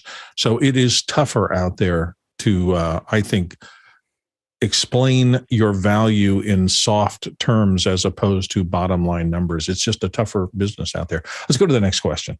Next question in from Javier Alfredo from Mexico City, Mexico. Since price is not always the definitive answer, costly versus low cost, what are the top features that make you consider gear as pro versus prosumer? Let's give Jesse a shot at here. Jesse, dive in. There are thousands of pieces of gear and infinity use cases, so this answer is going to be a gross oversimplification, but for video chain, global shutter is professional, rolling shutter is prosumer and below to me, and for audio chain, balanced in, balanced out is necessary for professional. Mitch? Yeah, Jesse's spot on. I think that makes a lot of sense. Bokeh versus non-bokeh. When you're shooting a green screen, you need to be able to have, hopefully, a 444 camera. You're not going to get that with a consumer one. But in general, I don't mind using prosumer gear if it's going to get the job done and has the specs I'm looking for. But every piece of equipment has its place, like Jesse was saying. Courtney. Wait, if you show up on the set and you pull all your production gear out of your backpack or even worse, the pockets on your cargo shorts, then it's consumer gear. If it is made out of metal and is packed in fiberglass and wood cases, then it's professional. It'll hold up it'll take a beating. It'll be able to be thrown on a truck or screwed down to the top of a car and driven at 60 miles an hour and come out working. Whether a camera has a 3/8 inch attachment to the tripod or a 1/4 inch attachment to the tripod, 3/8, it's a professional piece of gear. 1/4, consumer or prosumer. So the amount of support gear that will interface with your equipment is crucial. Time code is another thing that you'll find on pro gear that you won't find on consumer gear. Is time code synchronization, external sync in on cameras as well, as the ability to mount a variety of lenses on cameras and different support from everything from a long box lens or a super long telephoto or a zoom lens on the front to mounting transmitters and things like that to transmit the signal to monitors and the availability to interface the equipment for a variety of viewers simultaneously while you're shooting. That's, pro equipment. Alex? I think one thing that Courtney touched on is even how you case stuff up. So how it looks when you show up. I took a support role on a pretty large event the one year. was brought in. Two different teams brought us together. There was one team that was doing one part, and I was doing another part.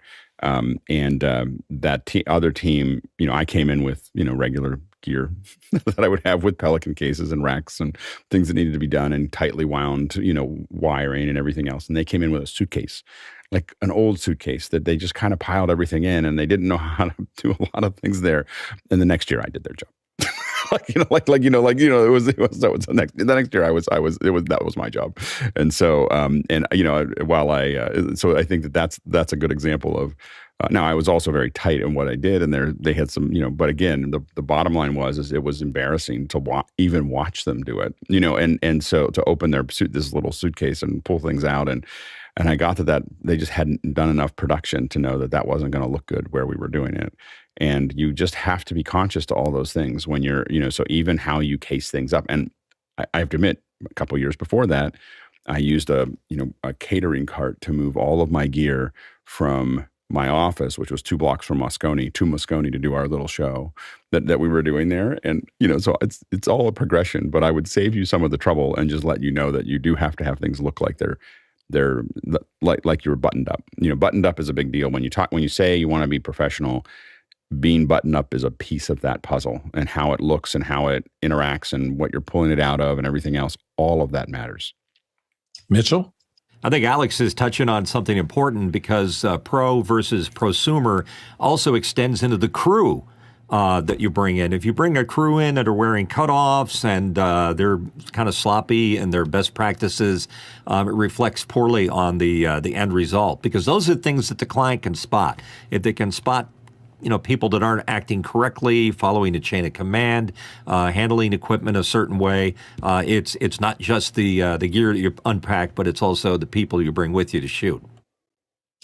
I think all these things are critically important. I will say that there is, though, you should never lose track of the fact that there are some intangibles that break these rules. And I guess what I'm thinking is that, do you care what piano Elton John is playing today? At some point, would you go to see a hack pianist like me play a Bosendorfer, or Elton play a bar piano that was barely in tune? And the answer for me 100% is I would go to see him, because he has that intangible something. If you are lucky enough to spend enough of your career in this stuff and build a reputation for true excellence, some of these rules start to fall away a little bit, and you don't have to keep inside the lines as strictly. Be careful. If you're thinking you're there and the market doesn't think you're there, you're dead. So, but just understand that your skills, your ability is still going to have the potential to trump what you're showing up with in terms of your cases or whatever, but it's really hard. That's when you've really pushed yourself up to the top of it in some way. And, this guy did this crazy video and it got 9 million views on YouTube and whatever, and he did it on his iPhone. There are going to be those people out there, even though you're spending all this time and all this money shooting as perfectly as you can. There's just that intangible that I don't think you can forget about in this business, the creativity part of it. So let's move on to the next question. Andy Kokendorfer from Viera, Florida, asks, prosumer versus professional gear, do results matter the most? Courtney's going to start us off here. Courtney? Well, the results matter, but, sometimes the people that are viewing the results have no idea how the film was produced. So they don't know or care whether you used an iPhone or whether you used an Arri Alexa or not, as long as the results look good. So, yeah, you could say that. But the people that are hiring you as a production professional may not hire you again if you show up with some consumer gear. So it doesn't necessarily depend on, the results doesn't necessarily affect your employment, is what I'm saying. The results may affect the producer more than the crew member or the person, that's working as a camera person or sound person, et cetera. Sky? The phrase, you only get one chance to make a good first impression, came to mind, because when the DSLRs first came out, a good friend of mine had one, but he said, but I have to kit it out to make it look like a full geared camera, because my client that I walk into would just laugh me off the set if I walk in with the the original 5D camera or the little Canon camera.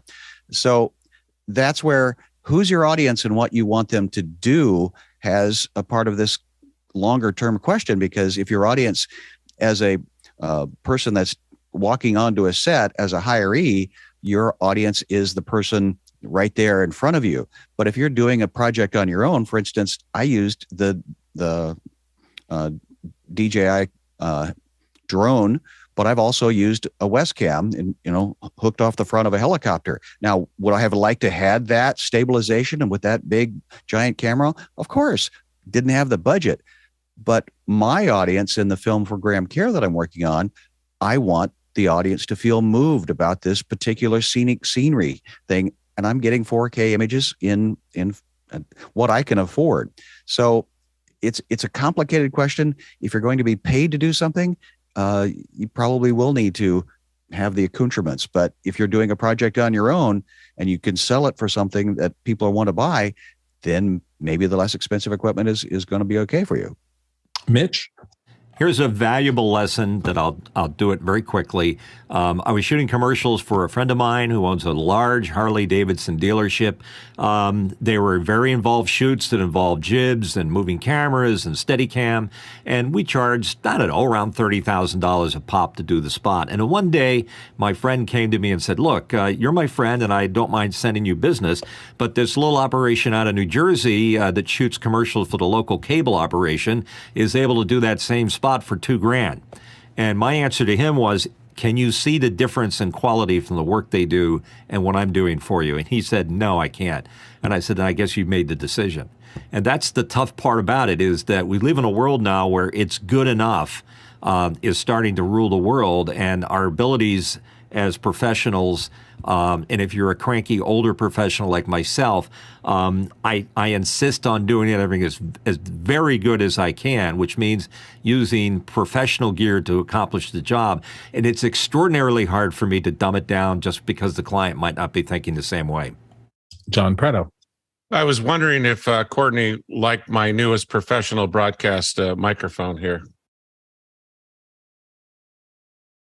Hey, good luck. A lot of buttons. Back to pick you up later. I spent number of buttons. Spent at least $20 on this mic. Alex. Yeah, what I will say is, in general, there are plenty of clients out there that will pay the right amount of money to get stuff done, and if you're not getting that, you're just not finding them. But the low budget clients, and low budget projects is where you get started. But once you have to find your way to get out of that market, because they'll just grind you into the ground. So you have to figure it out of how you do it. Either you figure out a model that is just high churn that works for you, and it's going to be easy in, easy out. But there's a place that people start, and they'll take advantage of that for a while. But there are a lot of bigger companies that understand that media matters, and they pay enough to make it work. Mitchell. And now you know why I spent a lot of time here, Alex. There you go. Sky.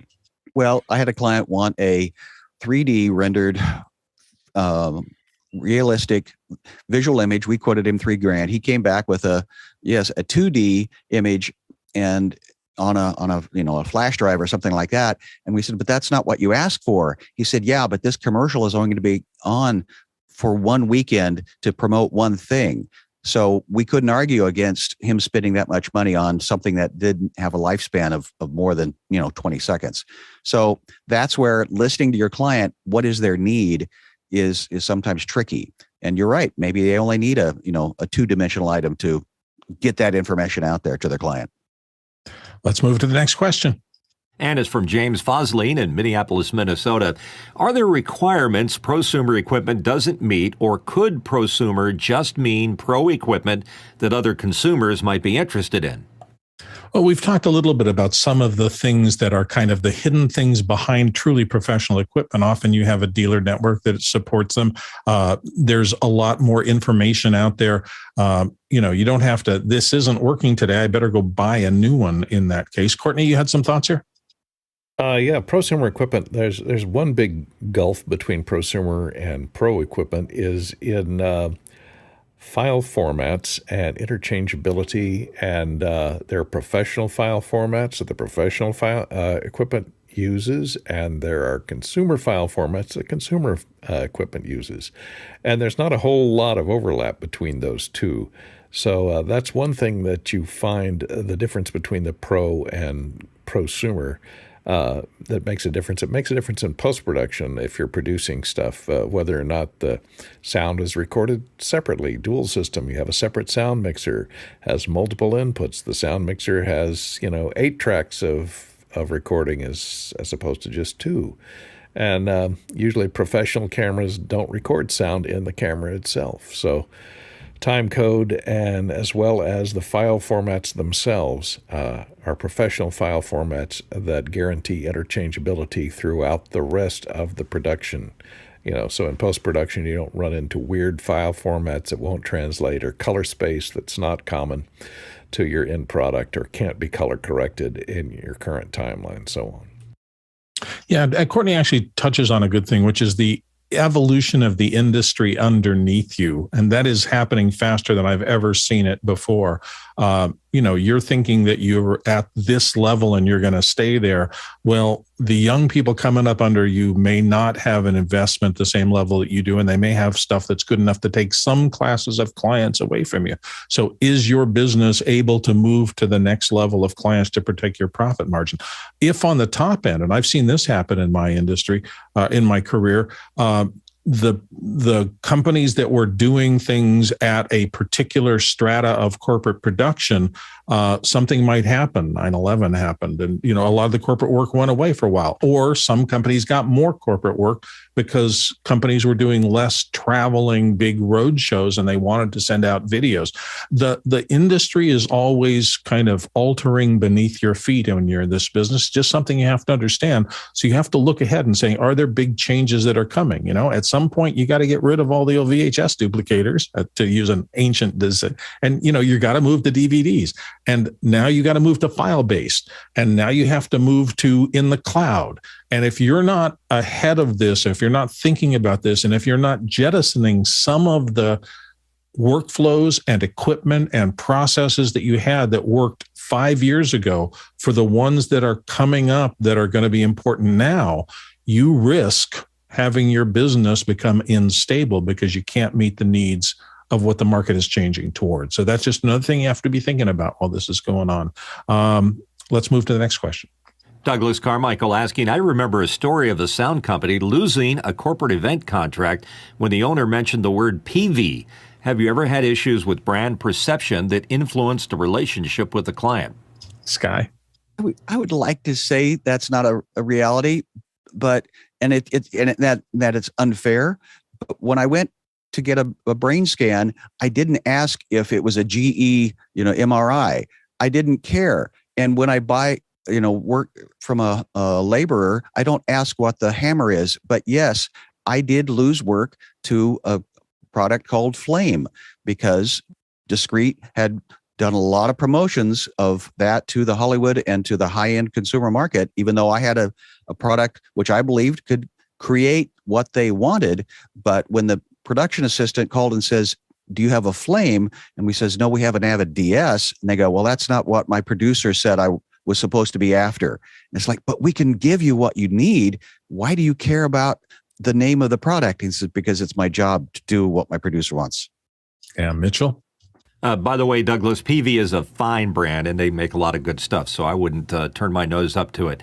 I had this in the early days of the Avid battles, when Avid was the de facto standard out there, and it certainly had a name that had a lot of cachet. I went with a thing called Media 100, which is sort of a poor man's Avid, but it was online quality, and it was much less expensive that would work on easy gear, stuff that you could assemble yourself, not approved by Avid. And I had a lot of clients say, hey, if you're not editing on Avid, you can't get the job. But the Media 100 would do just as well. It was fine. It was the end results that mattered to me. Alex? Yeah, you fight this all the time. And we got to ride through it because we jumped on Blackmagic hardware pretty early on when it was considered not professional. And so we were constantly arguing and we had to, but we were coming in under budget of other people who were using more expensive equipment and more expensive staff. And so we were able to do that.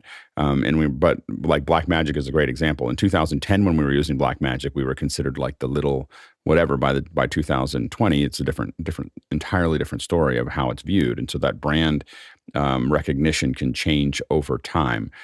But, again, if you're working with, especially a team that does a lot of production, you'll often have people make qualitative decisions about what you're able to do and what you can do by the brand that you come in with. I mean, like little things, like if you bring a sound devices recorder to an event or a Zoom recorder to an event, people who understand audio will make they'll if you bring a Zoom recorder, they'll go, oh, they're just getting started.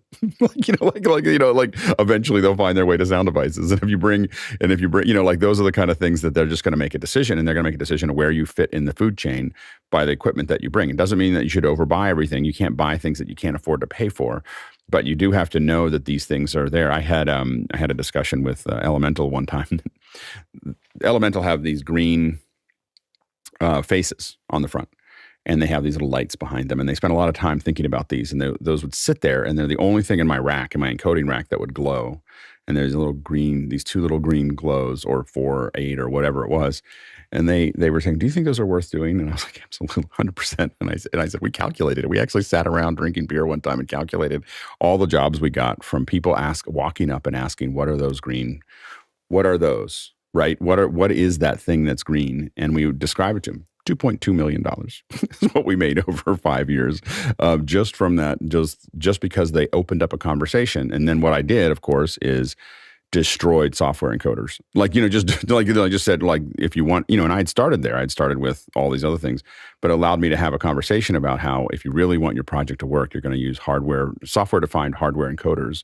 You're not going to use hardware encoders because they're not flexible enough. You're not going to use OBS or Wirecast or anything else because those aren't, you're going to have frame drops. You're going to have all the, and I sewed all of the stuff into a nice smooth conversation. But that professional equipment, those really expensive hardware and the little lights, and they would have never asked me if I didn't have the little lights on the front. So you just have to understand that a lot of that stuff does matter, because then they'll go search Elemental and they'll see that everybody uses them, and they'll, like it was all a thing. But all of that stuff matters. Like, and people will tell you that it doesn't, and it definitely makes a difference when you're having conversations with folks. We're in our last 10 minutes and have about 10 questions ahead of us, so we're going to zoom along here. So let's go to the next question. Zooming away with Jeffrey Powers in Madison, Wisconsin, asking, is there a company's product where you would be as comfortable with a prosumer model as much as pro gear? For example, Canon, Sony, and Neewer. Jesse.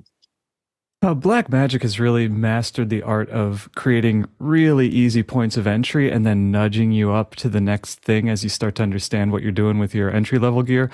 It's not comfortable. It's always joyful when we get up to that next tier on Blackmagic's chain. Mitchell.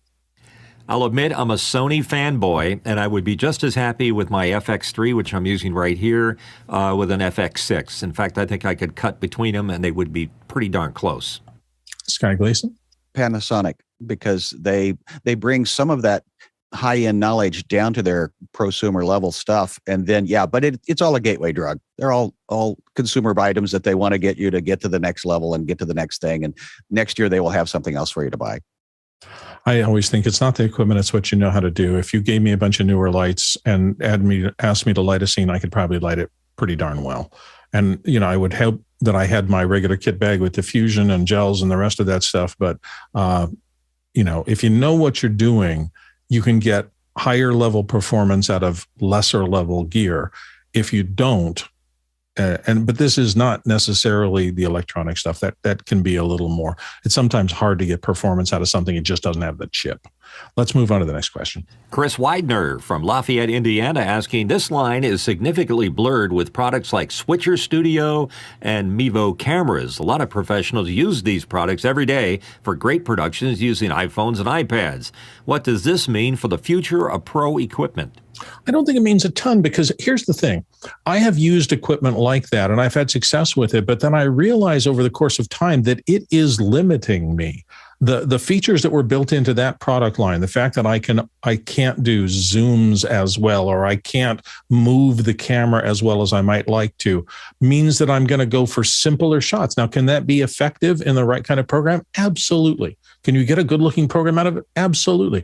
But as you get more skill with these things and you think, this shot would really be helped by a nice drift right, and I should probably lay track and put a dolly under this to get the shot that I would really like. Can you say yes to that? Or are you just going to go, no, I'm going to have to do what the camera equipment does for me, period. Alex? Yeah, I mean, I think it's, while I say a lot of those things matter when you're dealing with certain clients and so on and so forth, I pick everything from an iPhone or a GoPro all the way up to an Arri, and I make qualitative decisions about what the flexibility is. Like if I'm doing something I need a lot of flexibility in the camera, I'd rather use a Blackmagic than an Arri, because the Arri does what it does. If you're doing 24 frames a second and you want, a certain kind of thing, it works great. As you start to vary from that, it starts to be like, I don't want to play here anymore. And so, the flexibility of it. But like, I talked about, I went from covering events like CES and NAB from big cameras and all kinds of short depth of field and everything else down to an iPhone, because it was just like it was, to Bill's point, it was flexible, and I could do whatever I needed to do quickly, and I produced a lot more content, and it looked great. Sky? Well, and I'm realizing I'm moving a lot of what used to be my heavy equipment over into the disposables part of the spreadsheet now, because the heavy equipment is no longer the $30,000 camera. It's a $300 camera. And you just build that into the budget and go, yeah, that may only last one show. Courtney? Yeah, there's been a democratization of production equipment that's happened over the last few years as everything became digital. Now you can have people that have millions of followers on YouTube produce daily shows for their YouTube channel with just a handheld camera that they hold out in front of them as they walk and talk about whatever latest piece of equipment or whatever interesting fact they're going to show you. In the past, that would take a whole crew of at least 3 or 4 people to do a documentary, and nowadays you can do it, in your hand. So it does make a difference, but I don't see it completely changing the professional field. The professional field is still going to be multiple crew members, each one doing their own job, rather than a one-person run-and-gun type production. Alex, YouTube, last quick comment. Excuse me. All I'll say is it feels like a lot of those YouTubers are using little things, but a lot of times they have pretty big crews that are helping them at this point. When they grow past a couple million followers, a lot of them are shooting with Reds, Arris. They like to play with those things because they can afford to, and a lot of them have an enormous. I know one YouTuber that has way north of 50 people working for him. So these things are they oftentimes make it look like it's just a couple people doing it because they don't want people to feel like it became a big thing, but it's oftentimes a pretty big crew that's doing those things. Next question. John Snyder, excuse me, I was asleep at the wheel, from Reno, Nevada, asked, what are the most common issues, frustrations you see people run into when switching from prosumer to pro? Starting with Peter Sargent. Buying it based upon the feature list, not knowing what to do with the features, and not reading the instructions or asking for help. John Preto. I think it's price. I think you look at the prosumer line or one up above on industrial, and then you go to broadcaster pro, and the price jumps exponentially. Courtney? Yeah, the pro equipment doesn't do everything that the prosumer equipment did for you. You have to add accessories or people to pull focus or change the lighting during the shot, etc. It's not as versatile as that prosumer equipment was out of the box. I'm tempted to say menu freak out. I went to this menu on my new camera, which is fully professional. It's got 132 entries. I don't know what to do with 80% of them. Things do get more complex as you go into more professional, more manual control. Next question. Paul Terry Wallace from Austin, Texas, asking, I've had prosumer gear that's tougher than commercial gear like my Sony ZV-1. It's also outlasted all my Canon, Nikon, Panasonic SLRs. Do others have similar experiences with prosumer gear? Mitchell? Oh, yes. My Sony ZV-E10, which is a cousin to your ZV-1, Paul, I've dropped it 3 times, and it hasn't broken. Courtney? Not really. I dropped my Panasonic digital camcorder that I got, HEC 150, and it knocked the back focus out of focus. I took it to Panasonic factory repair, and they said, no, we have to replace the entire image block. and it'll cost you more than the camera costs to repair it. So no. I will say we've talked about rental houses and things like that. Sometimes they work just fine in your use case at the level you use them. You put them in a rental house, and in 2 weeks they're trashed. So it depends on how you treat things if you own the device. Let's go to the next question. Bob Sturdivant from San Antonio, Texas. Would it be good plan to purchase a prosumer nowadays, since the tech keeps changing faster and it wouldn't cost as much to buy the next version when it becomes available, instead of being married to my pro gear? Sky. I look at all of this equipment as subscription or leasing, because all of it's, I'm trying to learn myself to the question of what does this button do? What feature is that going to give me a better look, a better concept? So I think the way I read your question is it's similar to any computer now. It's you just go in at some point that you can afford and find out what you know and what you don't know. To me, the complexity, if you buy it, you're going to learn how to use it. If you're renting it, sometimes you don't get deep into how to use it because you're just renting it. Let's move on to the next question. And it's from Douglas Carmichael asking, Alex, you mentioned production people acting less careful with rented gear. Wouldn't rental houses have clauses in their contracts about intentional damage or loss and the right to bill the renter for it? Jesse, quickly. Intent is very difficult to litigate. Mitchell? Yeah, I agree with Jesse. A lot of times they'll put those little G-force devices on it to make sure the cases haven't been thrown around. Alex? Yeah, and it's not something that it's leaving a dent or break. I mean, that's what insurance covers. Like if you're actually doing something that shows damage, the real problem that comes into it is just rough handling slowly shakes everything out. So it's not something that you see when you set something down hard. It's that if you do that over and over and over again, at some point things start to get loose, and that's the problem with that process. Next question. Next question in from Jesse Kester in Glendale. The differences between consumer and prosumer gear can be technical and nuanced. The difference in price, however, is not. Any words of wisdom on communicating the former to a client who is shocked by the latter? Well, that just depends on your pricing structure and how you're going to communicate to your clients what's required for a budget for a particular shoot. That's part of your business plan, and you have to understand whichever level of equipment you're investing in, you've got to be able to make a profit on it. If you don't, you're not going to sustain your business going forward. And so your prices have to go up with the quality of the services. It's just a standard business thing. It's been there forever and it will be there forever. Next question. Next question from L. Wilson Spiro from Berlin.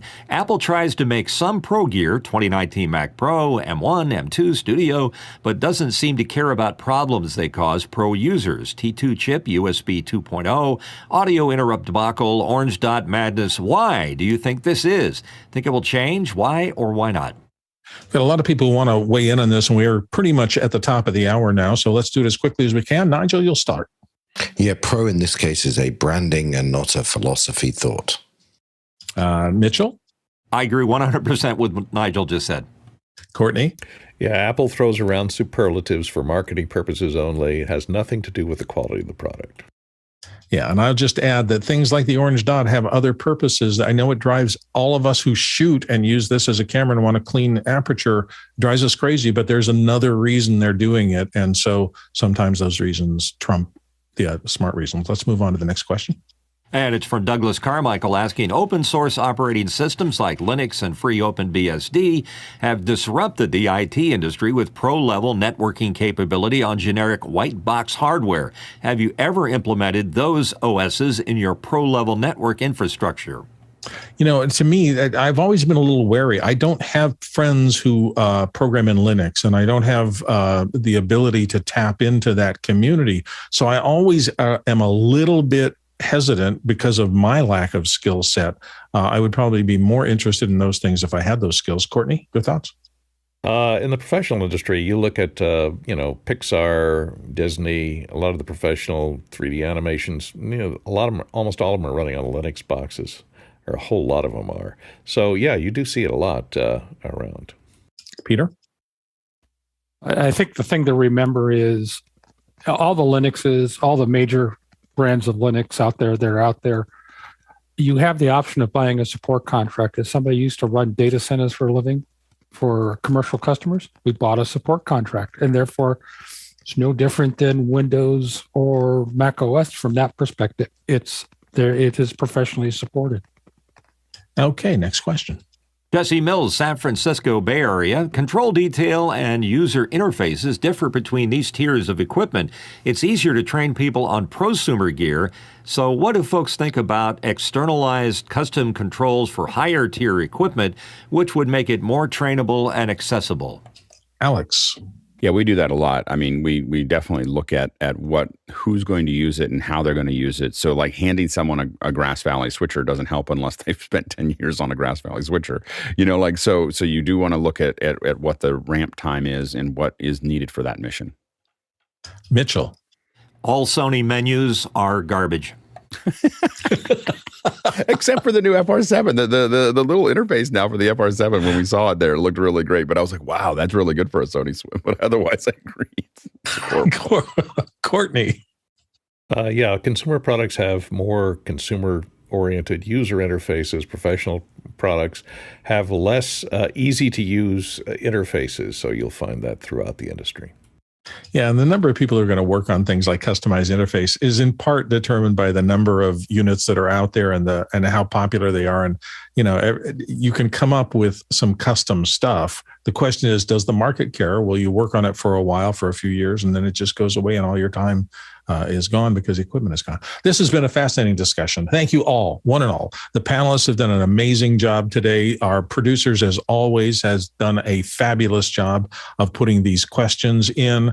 And everybody on the back end, thank you all so very much for that. Don't forget, tomorrow, focus on Q&A. So we're going to have 2 hours of question and answer. Saturday, focus on evaluating educational software. So that's coming up. Sunday, introspection, as always. And let's see, I think the discussion in after hours today, something about LiDAR. Nick Justison is going to be there. So check that out for Saturday, the education hour. And I'm just looking through the list to see if there's anything else. I guess that's tomorrow's LiDAR, I think. Tomorrow's LiDAR. Excellent. Thank you very much. So that's what's coming up. Thank you for being here today. We appreciate your being here. Without you, everybody who's watching this, we wouldn't have a reason to do it. And we all love doing it. So thank you very much for your questions, your participation. Thank you to everybody in the back end. And do watch the credits if you can, because there are a lot of people behind the scenes. In fact, even more than are on this credit list who have been contributing to the office hours thing. We'll see you all tomorrow. It's the new official tagline, the office hours thing. Best thing you do on the fly. We are a thing. But are we the thing or are we just a thing? I mean, this is ours is yours. So many things. I think Marvel should have said awesome thing. I think Marvel's Alex, what kind of soup you making today? Manhattan clam chowder is this week. My wife did a ham hock, so we did split pea. I asked ChatGPT, of course, how to do Manhattan clam chowder, so I'm doing another AI soup. That's all I do is AI soups, AI cooking. I'll be right down. Channel. I'm thinking of launching a whole channel, just AI cooking. Again, thank you all panelists. All right, you guys are great.